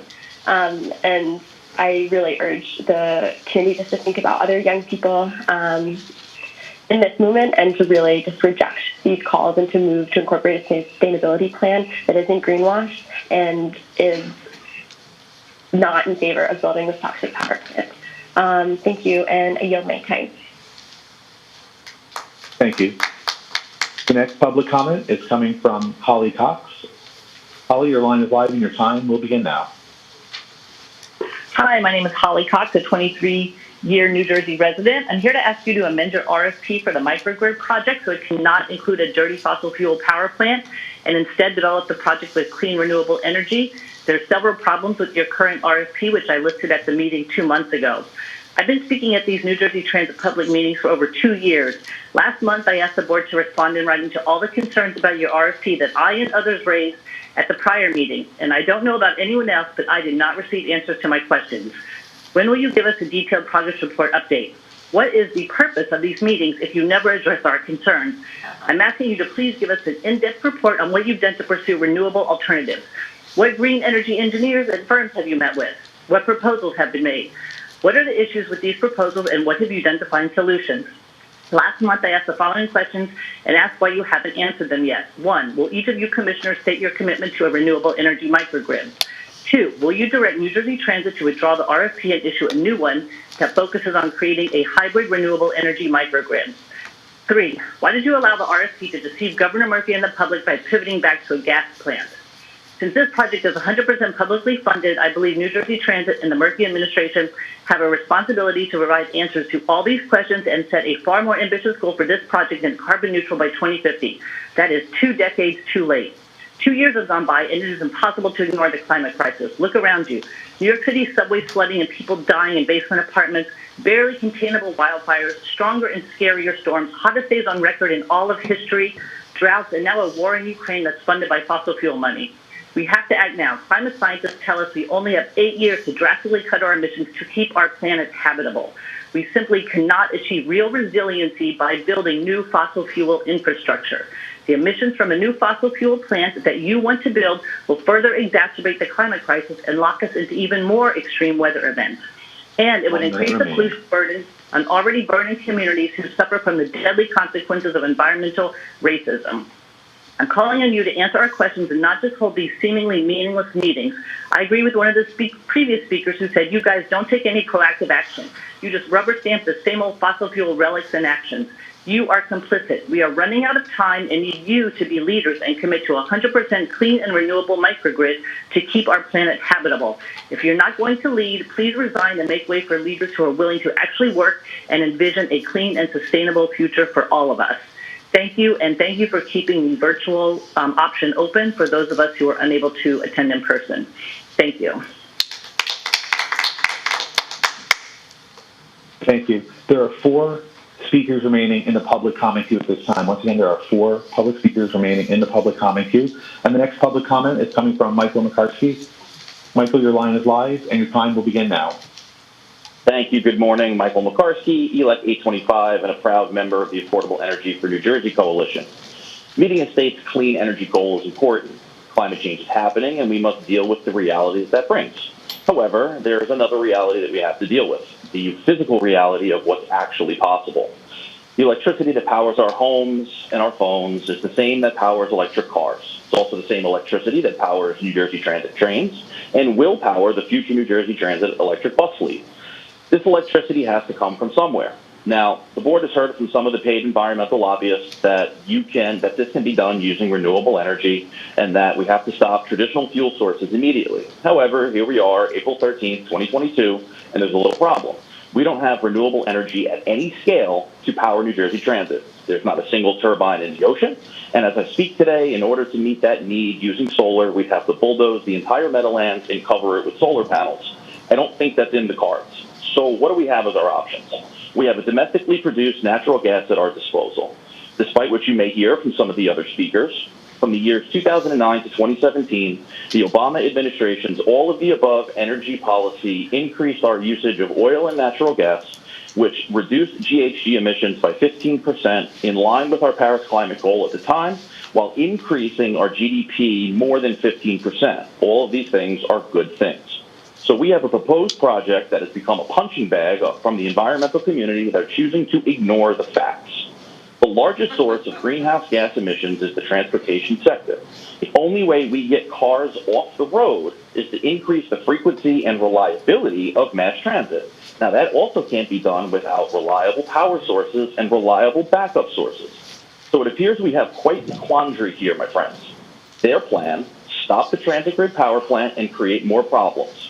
We would respectfully suggest that you move forward with the project as currently proposed. It will put New Jersey men and women to work. It will make public transit more reliable, so there's less cars on the road overall, reducing emissions. It will provide millions in local and regional economic benefit. Oh, and as we know, we also have about 80% of that money waiting to pay for it, and we know what it's going to cost. A little-known higher education institute recently released a report on New Jersey's pathway to 100% carbon-free electricity. I'll be sharing that with the board for review, and in case you're wondering, that came from Princeton University. Let me paraphrase. The leap path cost to achieve 100% carbon-free electricity for New Jersey includes building new natural gas fire generating capacity in all scenarios through 2040.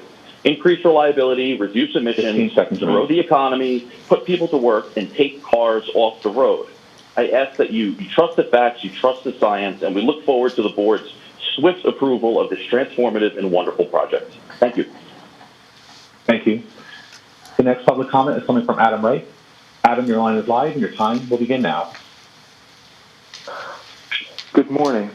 First off, thank you for maintaining the call-in option. Greatly appreciated.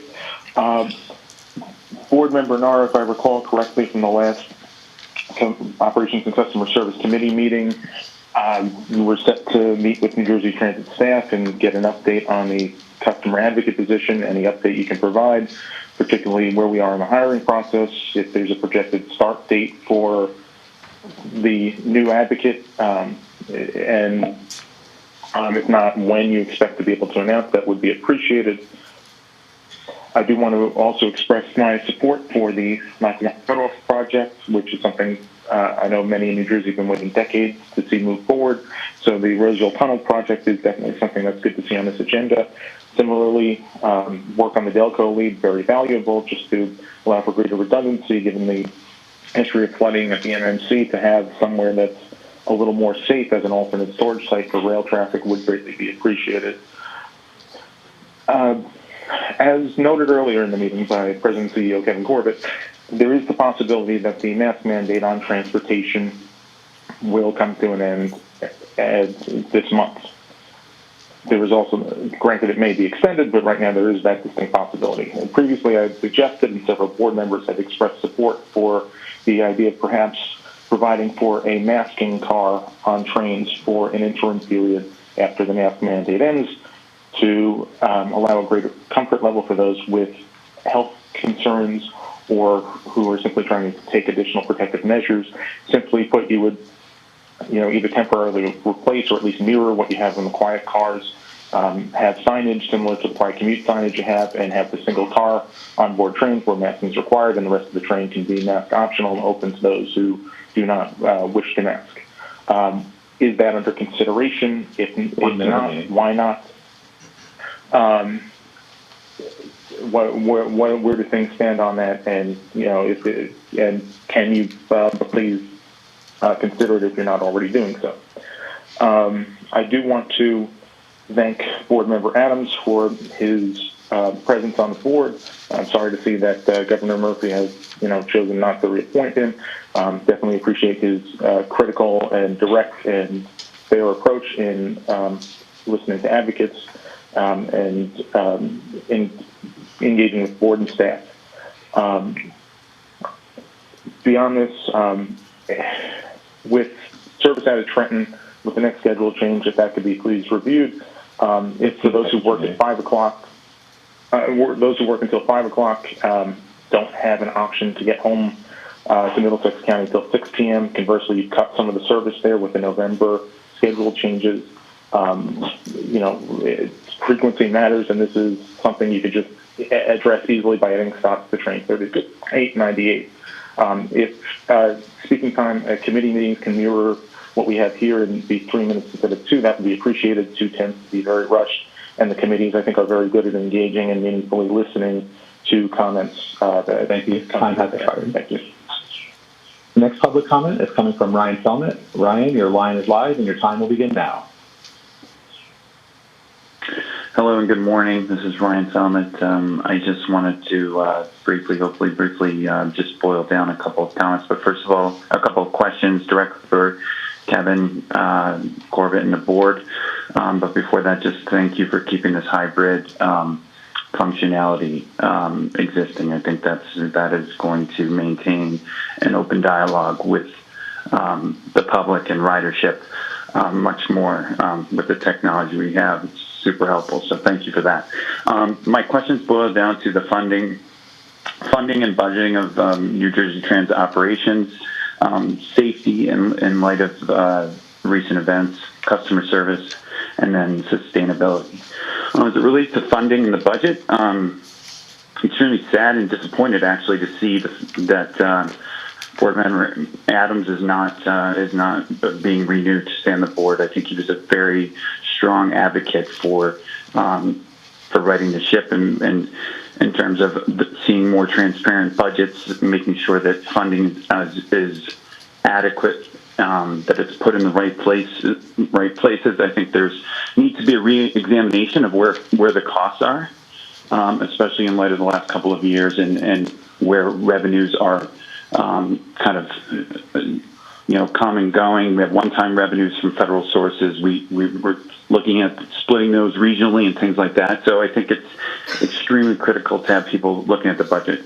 From a safety perspective, I know from my personal experience, New Jersey Transit is safe, but I think in light of what's going on, it'd be great to hear from you guys in terms of how is New Jersey Transit's police department operating? What's the coverage? How do we interact with the MTA, local authorities, the state? Maybe we can shed some light on that for riders, so everyone is remains confident that they're riding safely, like I personally do. And then as it relates to customer service, this has already been stated a couple of times. But, I mean, the customer service advocacy, the lack of that role being filled is just. I mean, there's no words to describe that. I mean, it's embarrassing that it hasn't been filled. I mean, we haven't even appointed a customer service advocate. It's been 2 years. Like, what is going on with that's?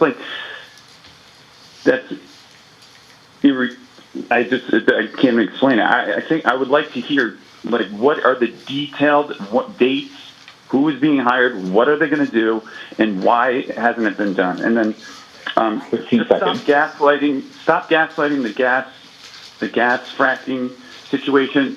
These people have been on these calls for the last couple of years. It took up 75% of this call. So stop gaslighting them. They deserve answers, and so do these other questions. Thank you. Thank you. And the final question from the public comment queue will come from Brian Russo. Brian, your line is live, and your time will begin now. Thank you. Yes, I'm a member of the Green Party. I volunteer for Greenpeace, Sierra Club, Green New Deal, Earth Justice, a couple extra.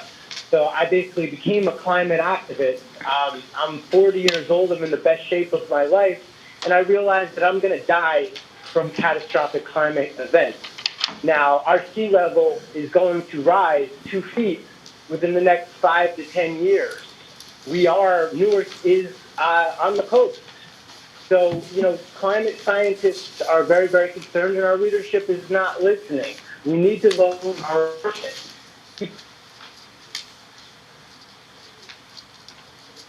Being exasperated.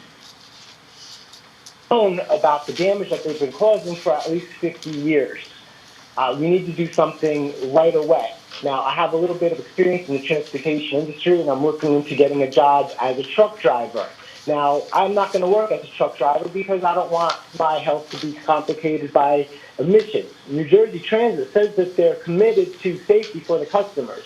The future of transportation will be moving towards public transportation, not personal vehicles. But it's not going to happen if public transportation is letting go of emissions. We need to be clean energy immediately if we're going to survive.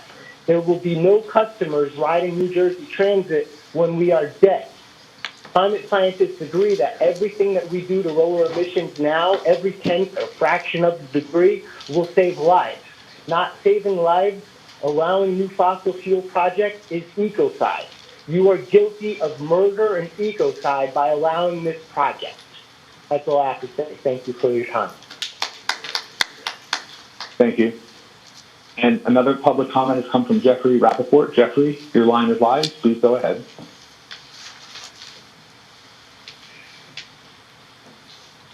Hello, Jeffrey Rappaport. Your line is now live. You're in the public comment queue. You hear me? Yes, we can hear you. Your line is live. Thank you. A gentleman brought up a good point on electrification. I think that's a long-term goal, or maybe intermediate-term goal. But I think right now we're not here for that reason and to solve every problem of the world. We're here because of the gas-fired plant. Pure and simple. It's going to be a major source of carbon dioxide, licensing the use of gas and the mining of gas, which leads to methane, which is a very potent greenhouse gas. We're here for that reason. One thing on climate change. When you hear sea level rise and the estimates vary, that of course eventually can create major problems, but it's slow. The risk that the UN is presenting to the world is that with the increase in temperatures, the permafrost, which is one of the things I could talk about, melts. And when that happens, huge amounts of methane would come out of Siberia, Alaska, and Canada, and other cold parts of the world, probably maybe even Antarctica. And this would accelerate the process. But right now, we're not here to solve climate change. That's 1 minute remaining. But we're here to avoid the worst cases of it. Governor Murphy has set a plan, and I, for one, hold him to it. His instructions are to look at renewables. Your tone tries to be favorable to our goals, but it doesn't seem to be that way in the written documents. The RFP says otherwise. This is not something a grandfather wants to hear. This is becoming a very emotional issue. And I don't think that's going to change. You got the cost of noxious oxide, NO2. 15 seconds. Yeah. Cost of this is substantial in addition to CO2. So how does New Jersey move towards Governor Murphy's target? One gas plant at a time, one gas project at a time, one project at a time. We're here for this one project. We've got the power to make a change, and I thank you for your time. Thank you. And there are no further comments in the public comment queue at this time. Thank you, public speakers. I will now check for board member comments. Chair Gutierrez-Gichetti. Thank you, Megan. I want to start with Lackawanna Cutoff. There's been a lot of discussion about the value of that project. Many discussions about usage and ROI on that project, return on investment. I think we have to think about projects that we do all the time that may start off slow and ramp up to become entirely successful. And the residents of New Jersey in the northwest corner of the state are entitled to have the opportunity to explore public transit, which they cannot have if we don't approve this item. And so I appreciate Senator Orojo's comments. He's been a phenomenal partner in transportation. And I would suggest that while we all think about return on investment and when we all think about the long-term benefits of transit, we think about some of our corridors in New Jersey that have not had the benefit of transit in any sizable fashion and give them the opportunity to do that through the construction of this tunnel. So thank you to the Senator. Thank you to our members of Congress who have been supportive of this project.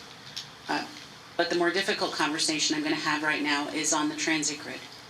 And I appreciate Ms. Rogovan's constant reminder of what I said to her in November. But what I will remind all of her and her advocates is that you keep changing the bar on this agency. This agency made a strong effort to develop an RFP that would provide responses to both our riders who are not in this room and who rely on us every day, as well as to our environmental advocates who we respect. But we have an RFP that is active that has no conclusion. Today, we have an RFP that provides for the ability for us to accept alternate fuel proposals. But there's not just one. And so until those are in, and until we have the opportunity to review them, it is not accurate to say that this board has fully backed a frac power gas plant, or that the governor has stepped away from his commitment. The governor has laid out very, very clear rules to all of us that over the course of time, we have to be in a place where we are running on clean energy. That time isn't tomorrow. In some places, that technology that you ask us to look at for the size of our system is not available. And the staff ran with a new RFP, which we can agree to disagree on whether you like it. That is your right, and it is the right of New Jersey Transit. But we will not meet. Mr. Smith can ask me to have a meeting. I don't know the last time Mr. Smith asked me to meet. I certainly will check that with my office when I return to New Jersey DOT. But in the course of a procurement that this board has to vote on, it cannot engage in conversations. We have a public procurement process, like it or not, that requires us to step back as a board and wait for the staff to do their work. And yes, we can guide them. And we have. And now we have a document that is on the street, and we have prospective bidders who understand what our requirements are. And we need to let the process work. I understand it takes a long time, and I understand people become impatient. But at the end of the day, we have no other process. The public cannot participate in a public government procurement. It's not how it works in any part of government, not just here. And as far as this board is the last thing but a rubber stamp. And to say that about any member of this board, that they haven't committed themselves to looking at documents, to participating with staff, they are not here to work at New Jersey Transit. They are here to look at the work New Jersey Transit does. The person responsible day to day is Kevin Corbett, and he's dedicated himself to doing that, whether anybody likes it or not. It's not the point. So I appreciate your impatience with us, but I also understand that this is a process that takes time. And for you to conclude today that that is what this is going to produce is months away from when we will know what it actually does produce. And if this board is not favorable to what that RFP produces, it can act at that time. But we cannot continue to interrupt the process, or we will never reach a conclusion, and we will always have what we always had, and we will always get what we always got. You had a train system in Sandy that didn't run for a long period of time, correct? How did people get to work? How did people get to where they needed to be? Could there be adequate bus service? Not to replace an entire train system. So at the end of the day, this agency is working as best as it can to make certain that it meets the requirements you have, as well as the requirements of our riders, in the context of the technology that's available for a system of the size of New Jersey Transit. And so you can continue to be angry at me. That is your prerogative. You continue to be impatient with this agency. It is your prerogative. But we have a process, and it has to be a process that we allow to work through. We do this in every other area of government. This is a particularly sensitive one, and I don't think anyone at this table believes that we should continue to not improve our ability to improve the climate. I don't think any of us think that. I think we all just know that we have rules, we have process, and what we hope is a good outcome. And that outcome will come later this year. As far as meeting with me, as I've said to Ms. Rogovin, I will not answer emails, and I will not meet during the procurement process because I don't want to taint that process. So I don't meet with anybody during that process on this topic. We're not supposed to. We are ethically bound not to, and I don't. So it's not a slight to anyone in this room. It is a rule. It's like any other contract that may be in process before an agency that I either sit at or work at. And I'll continue to maintain those rules. I'm sorry that you are so aggrieved, and I'm sorry that you feel the need to come here every month and feel angry. We've not learned anything in the last 2 years, and certainly in the last 24 hours, life is very short. This agency is committed to do the right thing, and I don't think it's changed one moment from that commitment. It's just we have a process, and the process has to allow it to be played out. And for the record, for Mr. Smith, my name is Diane Gutierrez Scacchetti. If he's trying to reach me, that's most likely how he'll find me. My conclusion today is to simply thank all the speakers. We have now been 2 hours in these chairs. What I would ask is that the board be allowed to finish public comment. Megan continue to poll the board, after which we will take a short break so the board can stretch its legs and use the restroom and come back and finish its business. So Megan, please continue. Thank you. Vice Chair Fulton, do you have any comments? Yes, thank you, Madam Chair. First, I'd like to welcome Rashonda and Karen. Welcome to the board. As you can see, there's much on our plate, serious matters to discuss. I'd like to say so long to my friend James. It's been an honor and pleasure serving with you. A man of high integrity and certainly an engineering mind, a great engineering mind, and I for one am going to miss his contributions. I'd like for Kevin, for you to take back to staff some considerations with regard to the lines going into Philadelphia. I'd like to hear some more about that so that we can understand better what some of those issues are. I know I can appreciate the safety concerns for sure, but I, for one, would like to know a little bit more about it. With regard to the, the matter at hand with regard to transit grid, Diane saw appropriate to appoint me to be chair of this board's energy and sustainability subcommittee. I said yes, knowing how difficult it was going to be. I didn't walk away from it. And as I hear the passion, I have to, remember I am a grandfather. So when people make those kind of statements, they resonate with me. I'm not oblivious to them. I don't believe anybody on this board is oblivious to them. We come to these seats with a multitude of hats that we wear. And I, for one, have always stated not to be an energy or sustainability expert, but I am one who is well acquainted with what it takes to move projects in a government environment, particularly a transportation environment. And so when it comes time to planning and developing and delivering programs, there is tremendous framework and processes that Diane points to. And within the context of that, you have to do the best that you can to deal with the multiplicity of issues that present themselves. And clearly there are issues here. I was an operator during Sandy. Many of you may have gotten stuck during Sandy. I'm committed to making sure this agency is protected to the extent possible so people and property and economic development isn't impacted. That's what this started. We started there. And so much has happened over years. And I, for one, am firmly committed, as I believe my colleagues here on the board are, to making sure that we balance those issues. That's our job. Our job is to balance the difficult issues. The RFP's in play.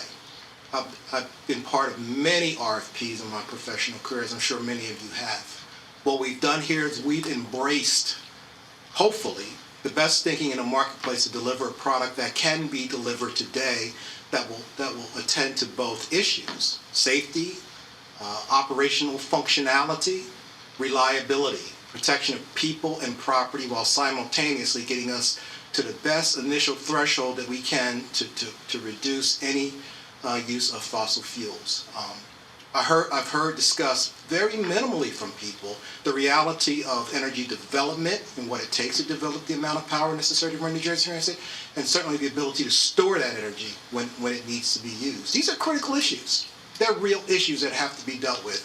So within the context of what I consider to be a very progressive RFP, in spite of what others may think, we're providing an incentive for the marketplace to come to us with the best ideas. So I hear an alarm going off. That must mean it's time for me to stop talking. And so we're going to keep working hard on this project, and I'm going to keep listening very hard because I care very much about this future, and I care very much about New Jersey Transit. Thank you for your continued participation. Thank you. Board Member LaRusso, do you have any comments? Yes, I have a few. Can you hear me now? I just want to echo and say that I appreciate the chair and vice chair's comments with respect to the transit grid. I also want to acknowledge and thank the public for coming out today. We do, I think, on behalf of the board and myself, take your comments to heart and really want to work on things, including some of the feedback with respect to operations. I know the staff works hard day in and day out to meet the needs as we come back from this pandemic. We heard President Corbett talk about increased ridership. And so I know that the feedback is heard and we will address it, but the staff does work hard, as well as transit police, in keeping us safe. So appreciate the comments today, and echo again the vice chair and chair's comments on the transit grid. Thank you. Thank you. Board Member Spalla, do you have any comments? No comments. Thank you. Thank you. Board Member Thomas, do you have any comments? Not at this time, no. Thank you. Board Member Nara, do you have any comments? Yes, briefly. The vice chair and the chair spoke about the transit grid. I'm not going to say anything more in detail other than, I appreciate their comments, and as I do all of the members of the public who are here today and who have been on the phone, and I know what you don't want to hear is us keep saying let the process work, but that's what we have to tell you at this point. And so I hope you maintain your passion, but also some patience with the process. I want to address a few other issues because the customer advocate came up several times. I I can't go into too much detail, but I have to just say this. This board takes to heart the role of the customer advocate, and part of the delay, especially in the recent months, is because we've had conversations about what this new person is going to be doing. And I have to say, it's extremely complicated. Whoever takes this new job on is going to have a huge task. And we have spent some time talking about it, and we don't want this person to be just a figurehead, just with a title. And so there's a lot that we've asked on what we expect from applicants, and the posting went out, and I will say we got a lot of responses, but they weren't all responsive. And so we are really working hard to get this position filled. That's not just a platitude. Staff is working with us diligently on this. And just all I can say to you all, we want someone in this post just as much as you do. All the board members here.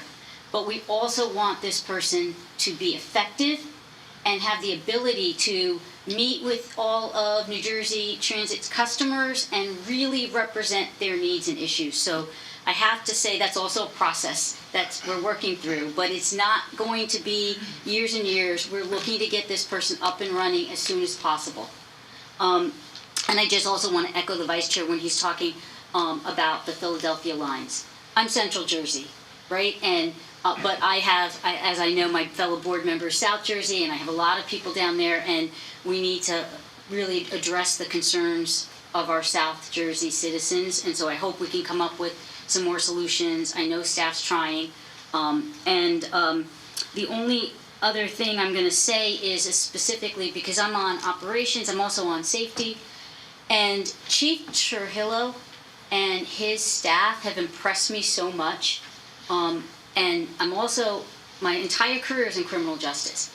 And I have to say that our transit police units have been doing an excellent job through the pandemic. I appreciate so much what they have been probably going through nonstop since yesterday's incident in Brooklyn. And so I know one of the callers had commented on that and how they rank maybe against MTA or any of the other organizations. I got to say, my experience on this board for a year and a half, I think that they are doing a phenomenal job. And that's not to say any unit at transit can't improve, but boy, they've really impressed me. And so I hope the public will realize that the board members have gotten reports, and I have a lot of confidence in our transit police, and I think the public should as well. That's all. Thank you. Thank you. Board Member Morocco, do you have any comments? Just very briefly, I will echo the sentiments that were expressed by my colleagues. I also want to welcome board members Thomas and Brown. It is great to have labor represented. Your perspective and your expertise will certainly be a valuable addition to the board, so welcome. I look forward to working with you. Board Member Adams, great working with you too. And I just want to thank you for everything you've done. That's all I have. Thank you. Thank you. Board Member Gordon, do you have any comments? Yes, thank you very much. I want to certainly add my welcome to Karen and Rashonda, and to my friend James. Sad farewell at some point. Hopefully you're going to be serving with us continuingly for the next few months. I particularly appreciated the expertise you brought in contracting and common sense. And I appreciated the opportunities to have some conversations offline with you. I learned quite a bit. I also want to just make a comment about the Lackawanna Cutoff issue. I want to thank my former colleague, Senate Minority Leader Oraho, Assemblywoman Hader, and Mayor Walsh for stressing the regional benefits, the potential regional benefits of that project. We just really can't look at one particular station. We have to understand that this is part of this project has a regional impact. There are areas in our state and in Pennsylvania that have been underserved. And if we take a longer-term view, we need to consider what a new corridor can do in terms of economic development and easing the commute of 28,000 people in that region. I want to thank Assemblywoman Hadar in particular for participating. I was pleased to hear that she has been assigned to the Transportation Committee. I know she wants to get very involved in transportation policy. She represents a district, the 37th district, which is very bus dependent. And I know that she will be a great partner. And then just a few words about the transit grid. First of all, I want to endorse the comments made by the chair, but add a couple of points. We should not be locking ourselves into one particular technology. Clean energy technologies are changing with lightning speed. What looks good today may not be the best alternative in the future. We need to consider things like fuel cells and hydrogen and decarbonized gas and technologies that we may not even be able to talk about now. We should not lock ourselves into any particular scheme, and whatever we do, it has to be technically feasible. Based on everything I have heard from the experts on microgrids, the energy storage technology that's required for the proposal that you're making simply does not exist today. It may be a few years off, but it doesn't exist today. And if you want to challenge me on that, I encourage you to point to a mass transit system somewhere else on the planet that can generate the power and has the storage capability to operate when the sun isn't shining. I would welcome that information. The other point I would add, and the Vice Chair alluded to it, we also have to be concerned about something called resiliency. We have to worry about having a backup system so that if the grid goes down, we can get thousands of people from under the Hudson back home. Lives are at stake. And it's just not storms that we have to worry about today. I can tell you that if the Iranians or the Russians or the North Koreans wanted to shut down our grid, they'd need about 20 minutes. And we have to think about the need to have backup systems in place so that we can save lives that will be put at risk if the grid goes down. So it's not that we're not listening to you or we don't care about climate change. I mean, for goodness sake, I spend every working hour focused on advancing the governor's clean energy agenda. We have other things that we have to be concerned about that have to be balanced against that, including resiliency. And I will end it there. Thank you.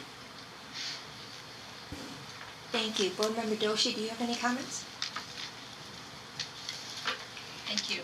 I wanted to, I want to thank the Senator, Assemblywoman, Mayor, and to all the speakers who came out today. I wanted to welcome the new board members, so thank you. And thank you to my friend James. It's been an honor serving with you. So, great. Thank you to the chief and all the New Jersey Transit Police for all they do every day.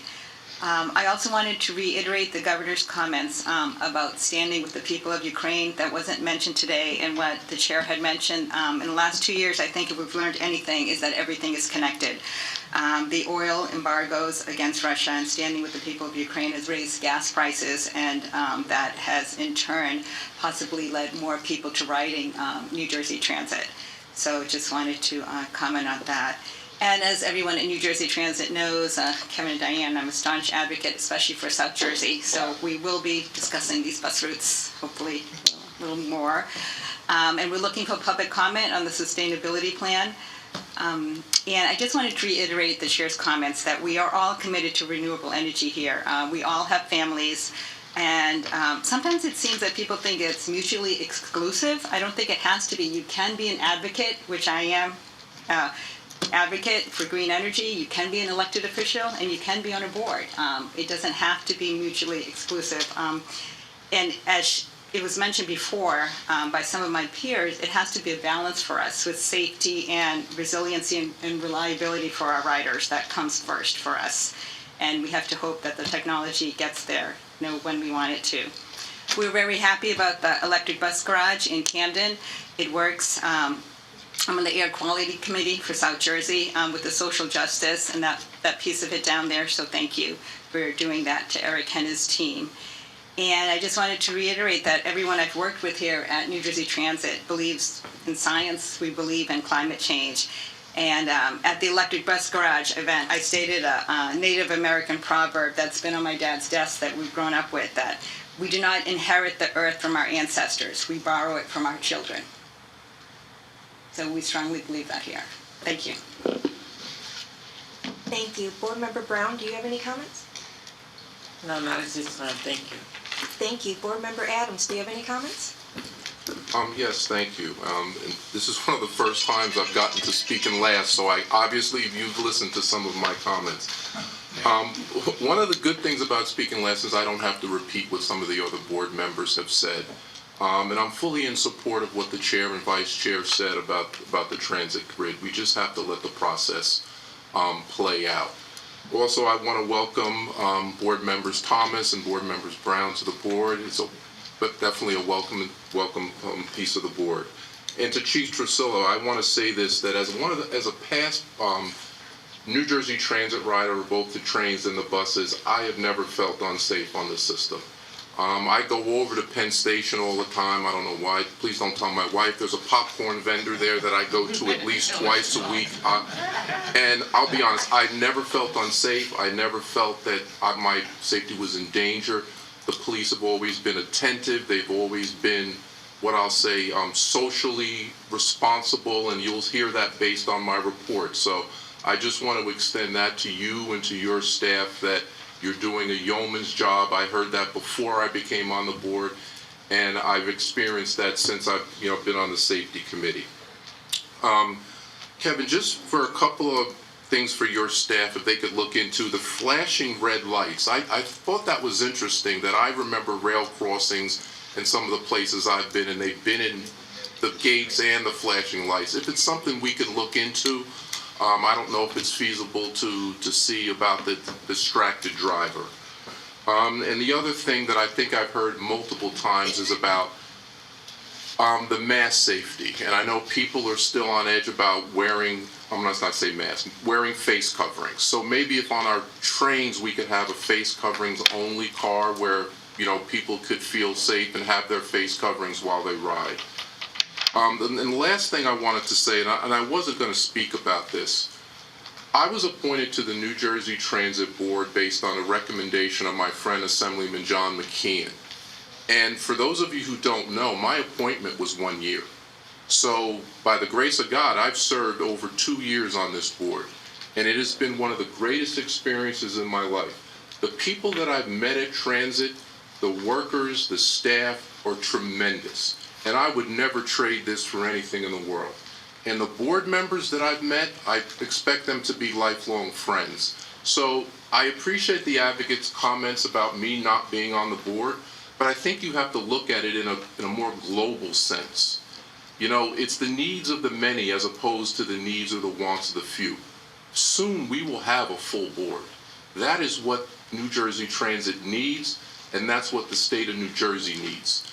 And the only thing I could add to that is the full funding. We need the full funding. We need to stop the capital to operating transfers. And I'm just hoping that in the next year or soon that we will be able to accomplish that. But I want to thank especially the chair for her graciousness, for her patience with me. And God only knows that I probably got on her nerves more than a few times with some of my questions and some of my comments. But she's always been a professional. She's always treated me like a son. She's been patient with me. She's explained things to me. And sometimes she said, oh, Board Member Adams, maybe we can't do that. And I want to thank her personally and publicly. And again, to the advocates, thank you for coming out. Thank you for your comments. And please do not think that we do not listen to your comments and that we do not take them to heart. Some of our committee meetings that are not public, we challenge the team.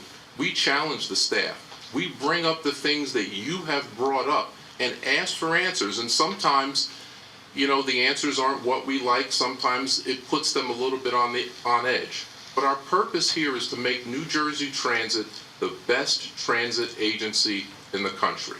And I know that my existing board members and the future board members will do just that. So thank you, Megan. No other comments. Thank you.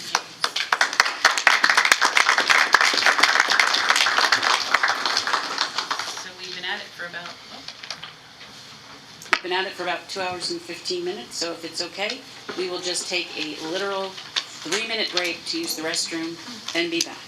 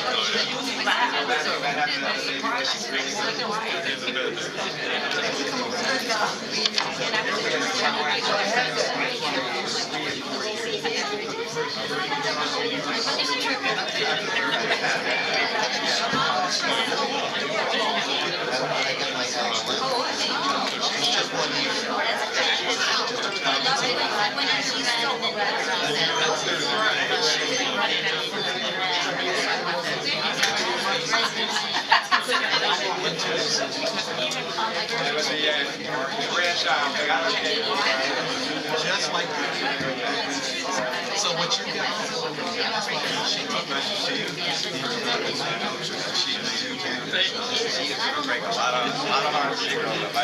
Okay, we're going to get ready to begin.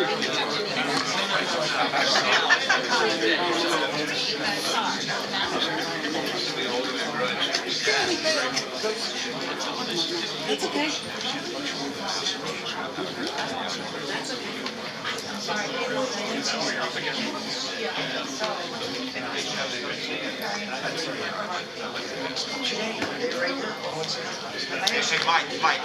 Hey, Mike, watch out, you're seen with Dubious company there.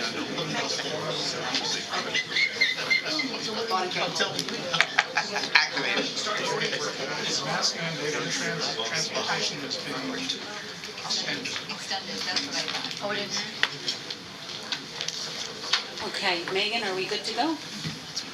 We're going to continue our meeting with our advisory committee reports. If I could call on Anna Marie Ganella Rosada to present the advisory committee report.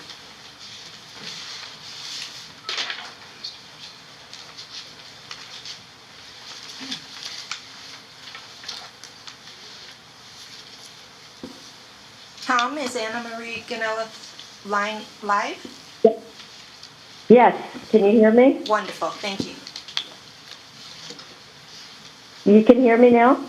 We can. If you want to proceed with your report, that would be great. Yes, thank you. Okay, to begin, the PACs would like to thank New Jersey Transit crews for their diligent work in restoring service to the Morris and Essex line and Gladstone branch on March 18th. Service was interrupted due to high winds, thunderstorms, and fallen trees. Transit launched the creation of a sustainability plan, the first of its kind. The plan will build on current efforts for a cleaner rail and bus fleet, optimizing solar energy and implementing energy efficiency and conservation measures to support New Jersey Transit's commitment to a clean energy future.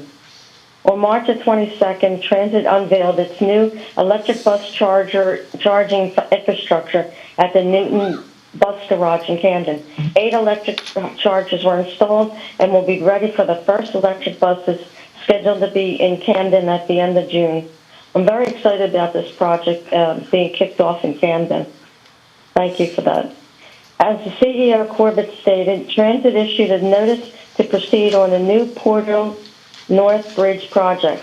The project will improve capacity and reliability on rail travel between New Jersey and New York. Transit conducted 2 virtual sessions to solicit input from the public for the new Bus Burlington, Camden, and Gloucester's initiative. This initiative will redesign the local intrastate bus network in the region. The project objectives are to restructure 27 routes servicing the Tri-County area and an opportunity to seek public comments. I participated in both sessions. New in the transit is the partnering with the New Jersey Institute of Technology. It brings New Jersey Transit a first-of-its-kind project management professional certification exam prep course. The class of 10 employees participated in evening and Saturday classes for 9 weeks and are now eligible to apply for the project management professional exam. Key management concepts are important steps in enhancing effective project education and implementing execution of the organization. I've taken a similar course at the University of Delaware, so I understand the commitment that this course takes. Kudos to the employees who participate to shape their performance, and kudos to the board for encouraging staff by providing educational funding. A new Transit Arts webpage was launched to feature easy access to a virtually art exhibit throughout New Jersey Transit systems. There are more than 150 art installations to enhance the customer experience and the opportunity for local artists to showcase their work. The website is www.newjerseytransit.com/transitarts. New and repeating marketing efforts are active. The new Spring Fling promotional discount is running to the end of this month. It was to implement and encourage new riders and returning customers and their families to ride New Jersey Transit. Customers using the mobile app account will be eligible to receive a free round trip using the promo code. Transit continues its buy one, get one free program, as well as the Family Super Safe Fare.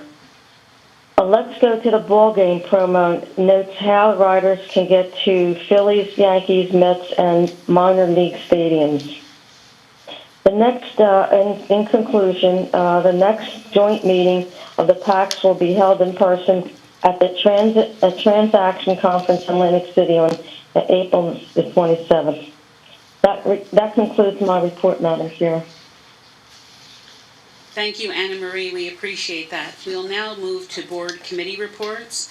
I will call on Board Member LaRusso to present the Operations and Customer Service Committee report. Thank you, Chair.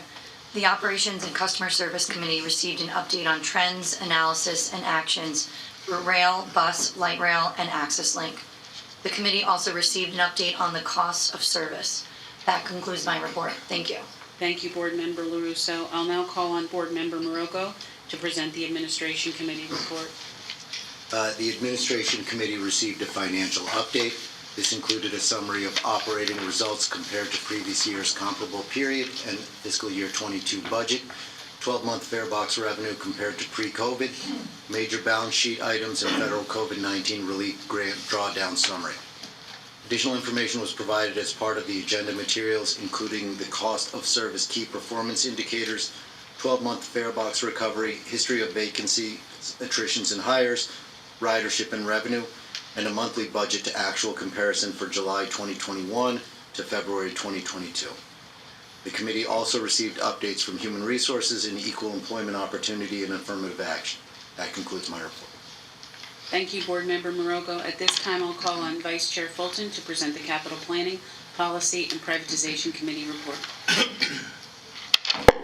Thank you, Chair.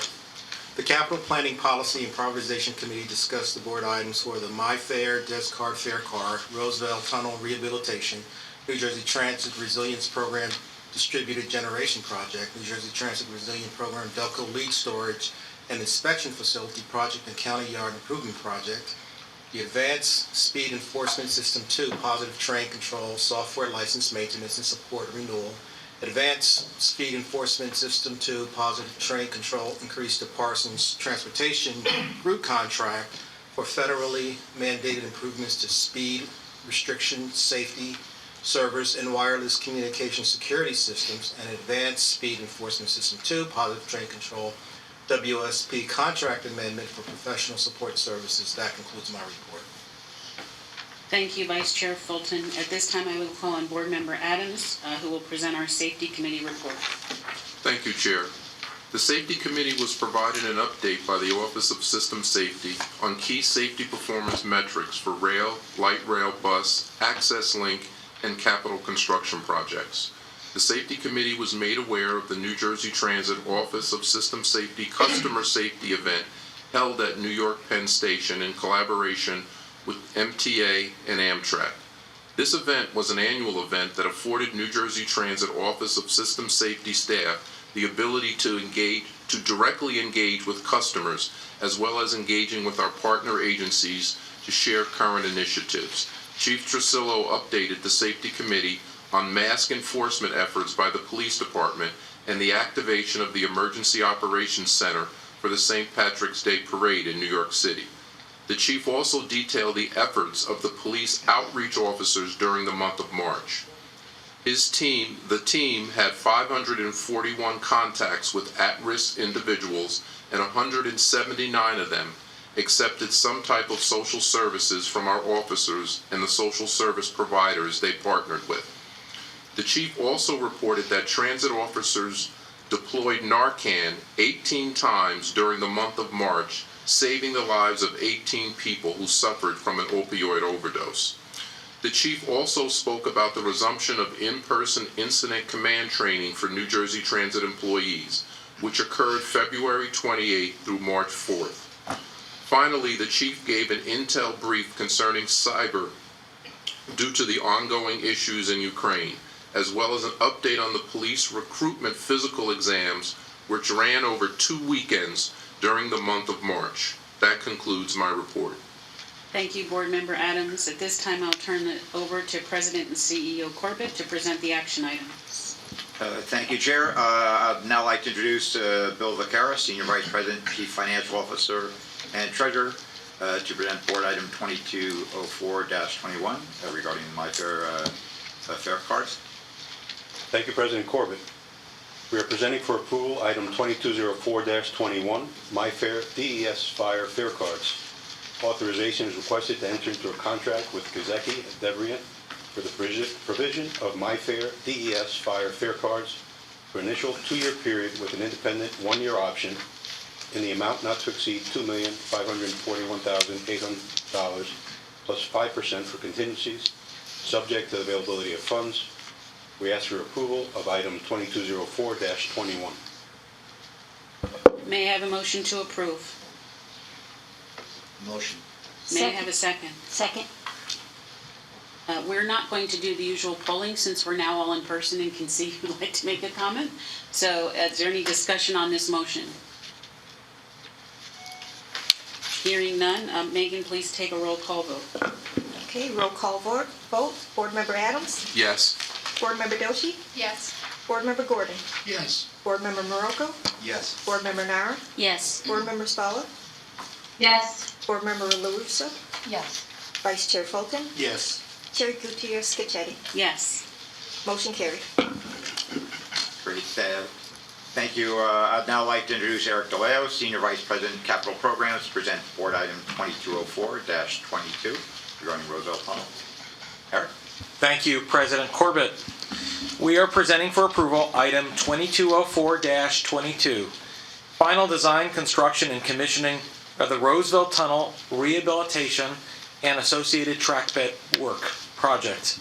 Authorization is requested to enter into a contract with Schiavone Construction Company, LLC of Secaucus, New Jersey, for the final design, construction, and commissioning of the Roseville Tunnel Rehabilitation and Associated Track Bed Work Project, a design-build contract, in an amount not to exceed $32,410,490 plus 5% for contingencies subject to the availability of funds.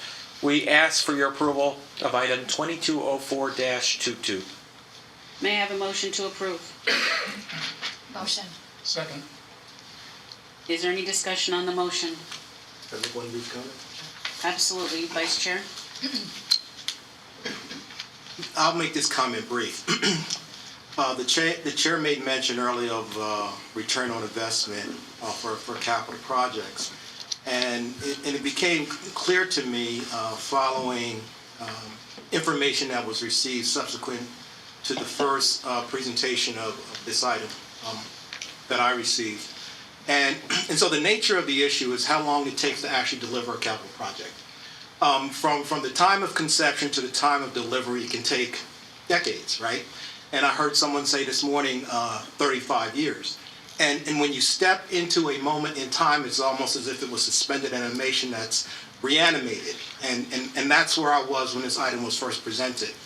Having been presented follow-up information now, and I think that's the importance and the point that I'm trying to make here of respecting the process and allowing people to have an opportunity to comment upon it. I was quickly brought up to speed with regard to what this project means in the broadest sense from a regional transportation perspective. So I'm here to say I was one who was earlier questioning the return on investment of this project, but I've become fully convinced of the importance of this project to the regional fabric and making sure that all of the users of New Jersey Transit are well served. Thank you. Thank you, Vice Chair. Board Member Gordon? Thank you. Thank you, Chair. I've had similar feelings to as those of the Vice Chair. I had some concerns about this project initially because it seemed like a small project with a limited number of beneficiaries. But with the new information that was provided, I came to appreciate that this project really has some great regional opportunities. A way of easing the commute for perhaps 30,000 people living in the western part of the state and in eastern Pennsylvania.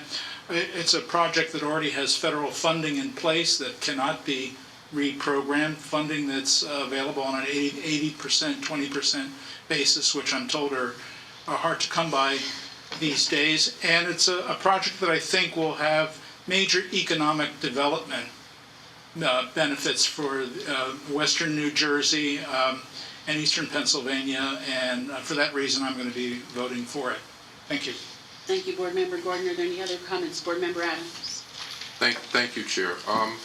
I started off with the evaluation of this project similar to my other board members. And there were certain facts that really stuck out for me in evaluating the need for this. I believe the original study was done in 2008. I know that we've spent approximately $15 million to date, and we'll probably have to spend upwards of $50 or $60 million to complete the project.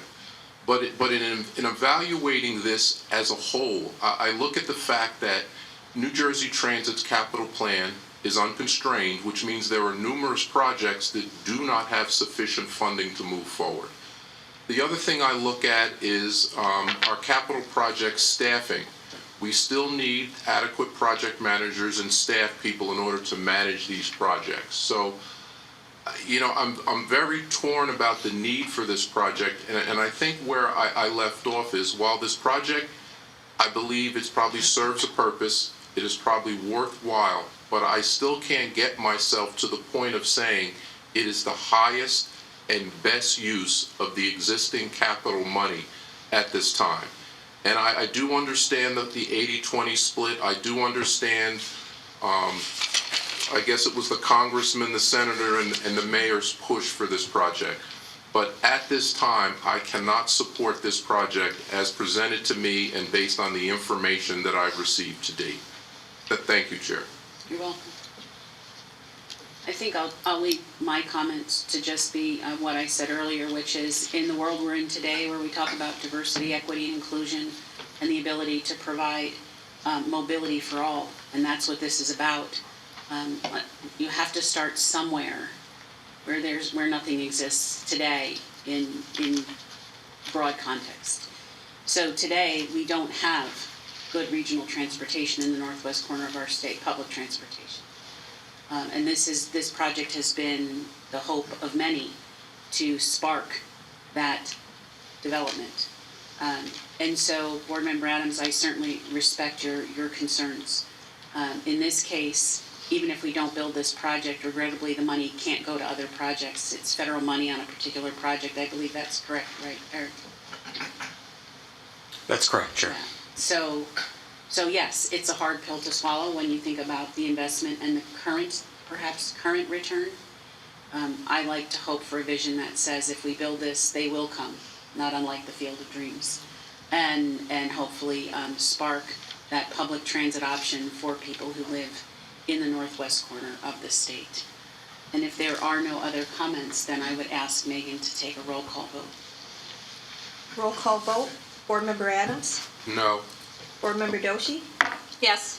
Board Member Gordon? Yes. Board Member Morocco? Yes. Board Member Nara? Yes. Board Member Spalla? Yes. Board Member LaRusso? Yes. Vice Chair Fulton? Yes. Chair Gutierrez-Scacchetti? Yes. Motion carried. Thank you. I'd now like Eric to continue with item 2204-23 regarding construction management contract services. Thank you, President Corbett. We are presenting for approval item 2204-23, NJ Transit Resilience Program Distributed Generation Project, Construction Management Services Contract Award. Authorization here is requested to enter into a contract with Burns Engineering of Isla, New Jersey for construction management services in an amount of $4,285,978.08 plus 5% for contingency, subject to the availability of funds. We ask for your approval of item 2204-23. May I have a motion? Motion? May I have a second? Second. Do we have comments on this item, please? Hearing none, Megan, please take a roll call vote. Roll call vote. Board Member Adams? Yes. Board Member Doshi? Yes. Board Member Gordon? Yes. Board Member Morocco? Yes. Board Member Nara? Yes. Board Member Spalla? Yes. Board Member LaRusso? Yes. Vice Chair Fulton? Yes. Chair Gutierrez-Scacchetti? Yes. Motion carried. Thank you. Now Eric's on a roll. I'd like him to present board item 2204-24 regarding Delco lead storage. And Eric, before you do, I just make one additional comment for the board because somebody had asked during the public comment about the length of time that it's been over 10 years since this project was conceived. And just a reminder for those of us who are here who came in 4 years ago. At that time, we were at war with Amtrak. This is obviously right off the northeast quarter. We've done, this is part of the dividends that you're seeing now is the settlement we reached. Obviously, we're doing Port Old Bridge, but these are, like Elizabeth Station, this is reflective of the cooperation we have with Amtrak now that allows projects like these probably to move forward. So that, Eric. Thank you, President Corbett. We are presenting for approval item 2204-24, NJ Transit Resilience Program Delco Lead Storage and Inspection Facility Project and County Yard Improvement Project GC01 Construction Contract.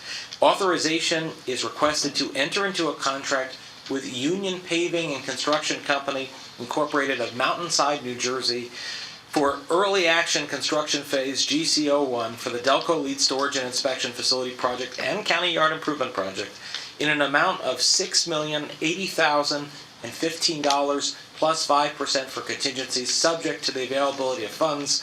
We ask for your approval of item 2204-24. May I have a motion to approve? Motion. May I have a second? Second? Any discussion on the motion? Madam Chair, I'm sorry, I made an error in my reading. This item factors in 10% contingency, and I apologize for the error. Thank you for correcting that, Eric. So we have a motion and a second. Is there any discussion on the item? Hearing none, Megan, you may take roll. Roll call vote, Board Member Adams? Yes. Board Member Doshi? Yes. Board Member Gordon? Yes. Board Member Morocco? Yes. Board Member Nara? Yes. Board Member Spalla? Yes. Board Member LaRusso? Yes. Vice Chair Fulton? Yes. Chair Gutierrez Scacchetti? Yes. Motion carried. Great, thank you. I'd now like to introduce James Sancaglia, Senior Vice President and General Manager, Rail Operations, to present the first of three board items on positive train control, item 2204-25. Jim. Thank you, President Corbett. We are presenting for approval item 2204-25, Advanced Speed Enforcement System 2, Positive Train Control, Software License Maintenance and Support Renewal with Wabtec Railway Electronics Incorporated and Meteorcom LLC. Authorization is requested to continue the software maintenance and support agreement with Wabtec Railway Electronics Incorporated of Cedar Rapids, Indiana, for 1 year at a cost not to exceed $361,000 plus 5% for contingencies, subject to the availability of funds. Authorization is also requested to continue the software maintenance and support agreement with Meteorcom LLC of Renton, Washington for 1 year at a cost not to exceed $53,000 plus 5% contingency, subject to the availability of funds. We ask for your approval of item 2204-25. May I have a motion to approve? Motion? May I have a second? Second. Is there any discussion on this board item? Cedric, yes, please go ahead. So with regard to this item and the next several items, I've had several conversations with Jim and Kevin regarding the realities of positive train control, and it has been characterized nationally as a unfunded mandate, which indeed in some ways it is, although it's definitely necessary from a safety perspective, but it brings with it costs.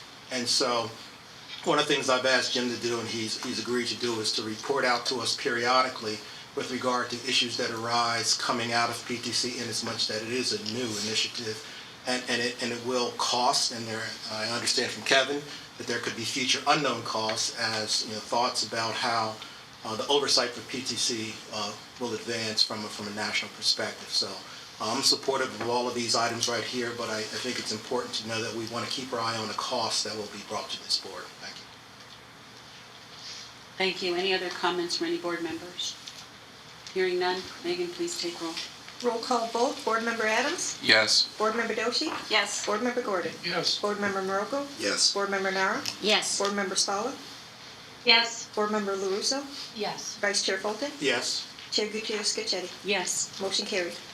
Great, thanks, Megan. Now I ask Jim to continue with item 2204-26. Jim. Thank you, President Corbett. We are presenting for approval item 2204-26, Advanced Speed Enforcement System 2, Positive Train Control, increase the Parsons Transportation Group contract 1099X for federally mandated improvements to speed restriction safety servers and wireless communication security systems. Authorization is requested to increase the value of the contract with Parsons and execute a change order for Parsons to modify the interface between New Jersey Transit's STS and Amtrak's STS to address changes in Amtrak's STS equipment at a cost not to exceed $12,072,083 plus 5% for contingencies, for a total contract authorization amount not to exceed $285,044,477.50, subject to the availability of funds. We ask for your approval of item 2204-26. May I have a motion? Motion. May I have a second? Second. Any discussion on the motion? Hearing none, Megan, please take roll. Roll call vote, Board Member Adams? Yes. Board Member Doshi? Yes. Board Member Gordon? Yes. Board Member Morocco? Yes. Board Member Nara? Yes. Board Member Spalla? Yes. Board Member LaRusso? Yes. Vice Chair Fulton? Yes. Chair Gutierrez Scacchetti? Yes. Motion carried. Thank you, Megan. And now I ask Jim to complete the action items for this morning with 2204-27. Jim? Thank you, President Corbett. We are presenting for approval item 2204-27, Advanced Speed Enforcement System 2, Positive Train Control, WSP Contract Amendment for Professional Support Services. Authorization is requested to amend the contract with WSP via change order for WSP to provide ongoing and upcoming technical and administrative support and services, including without limitation, support and services relating to continued testing of the PTC system, the closeout period of the base PTC contract with New Jersey Transit's PTC contractor, Parsons Transportation Group, the beginning of the warranty period with Parsons, the continued work required to maintain the FDA conditional approval, and work required to comply with FRA mandated system changes and improvements at a cost not to exceed $21,976,252, plus 5% for contingencies, for a total contract authorization amount not to exceed $69,976,252, plus 5% for contingencies, subject to the availability of funds. We ask for your approval of item 2204-27. May I have a motion to approve? Motion. May I have a second? Second. Any discussion on this motion? Hearing none, Megan, please take roll. Roll call vote, Board Member Adams? Yes. Board Member Doshi? Yes. Board Member Gordon? Yes. Board Member Maroko? Yes. Board Member Nara? Yes. Board Member Scala?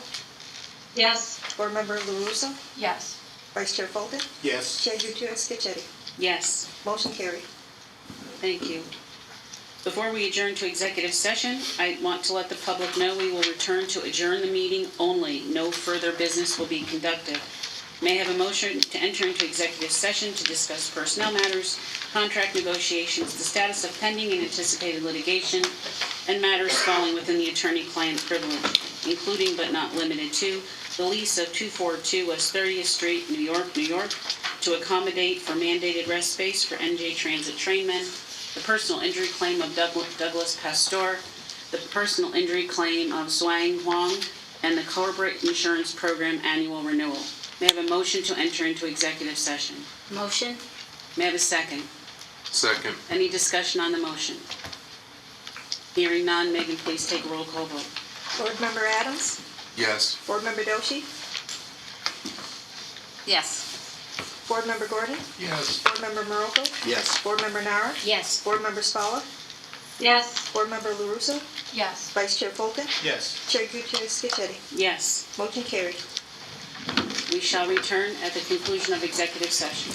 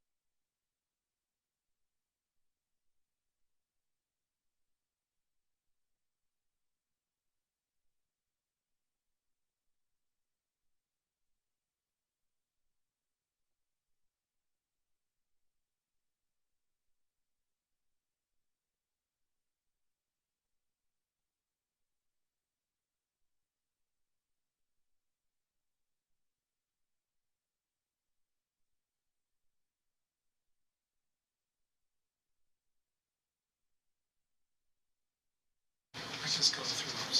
Okay, that is Bob, you told me that, and then I probably forgot my little quarters that I was gonna ask you.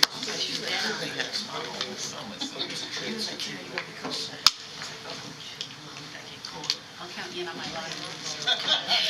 That's true.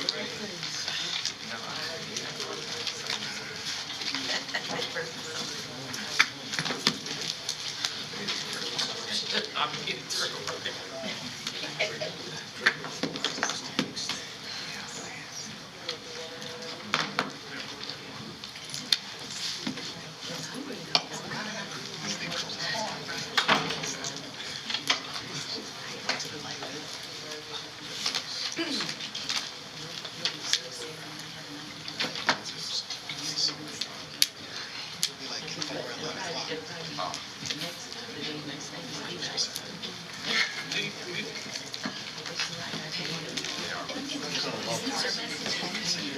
Okay, I hereby reconvene the open session board meetings.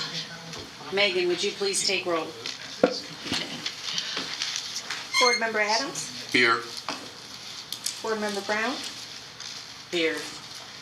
Board Member Doshi? Here. Board Member Gordon? Here. Board Member Morocco? Here.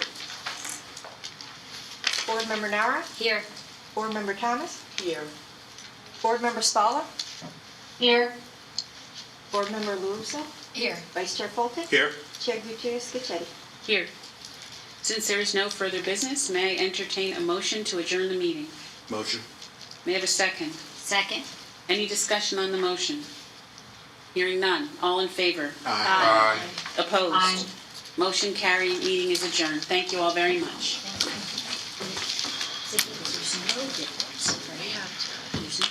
Oh, yeah, that's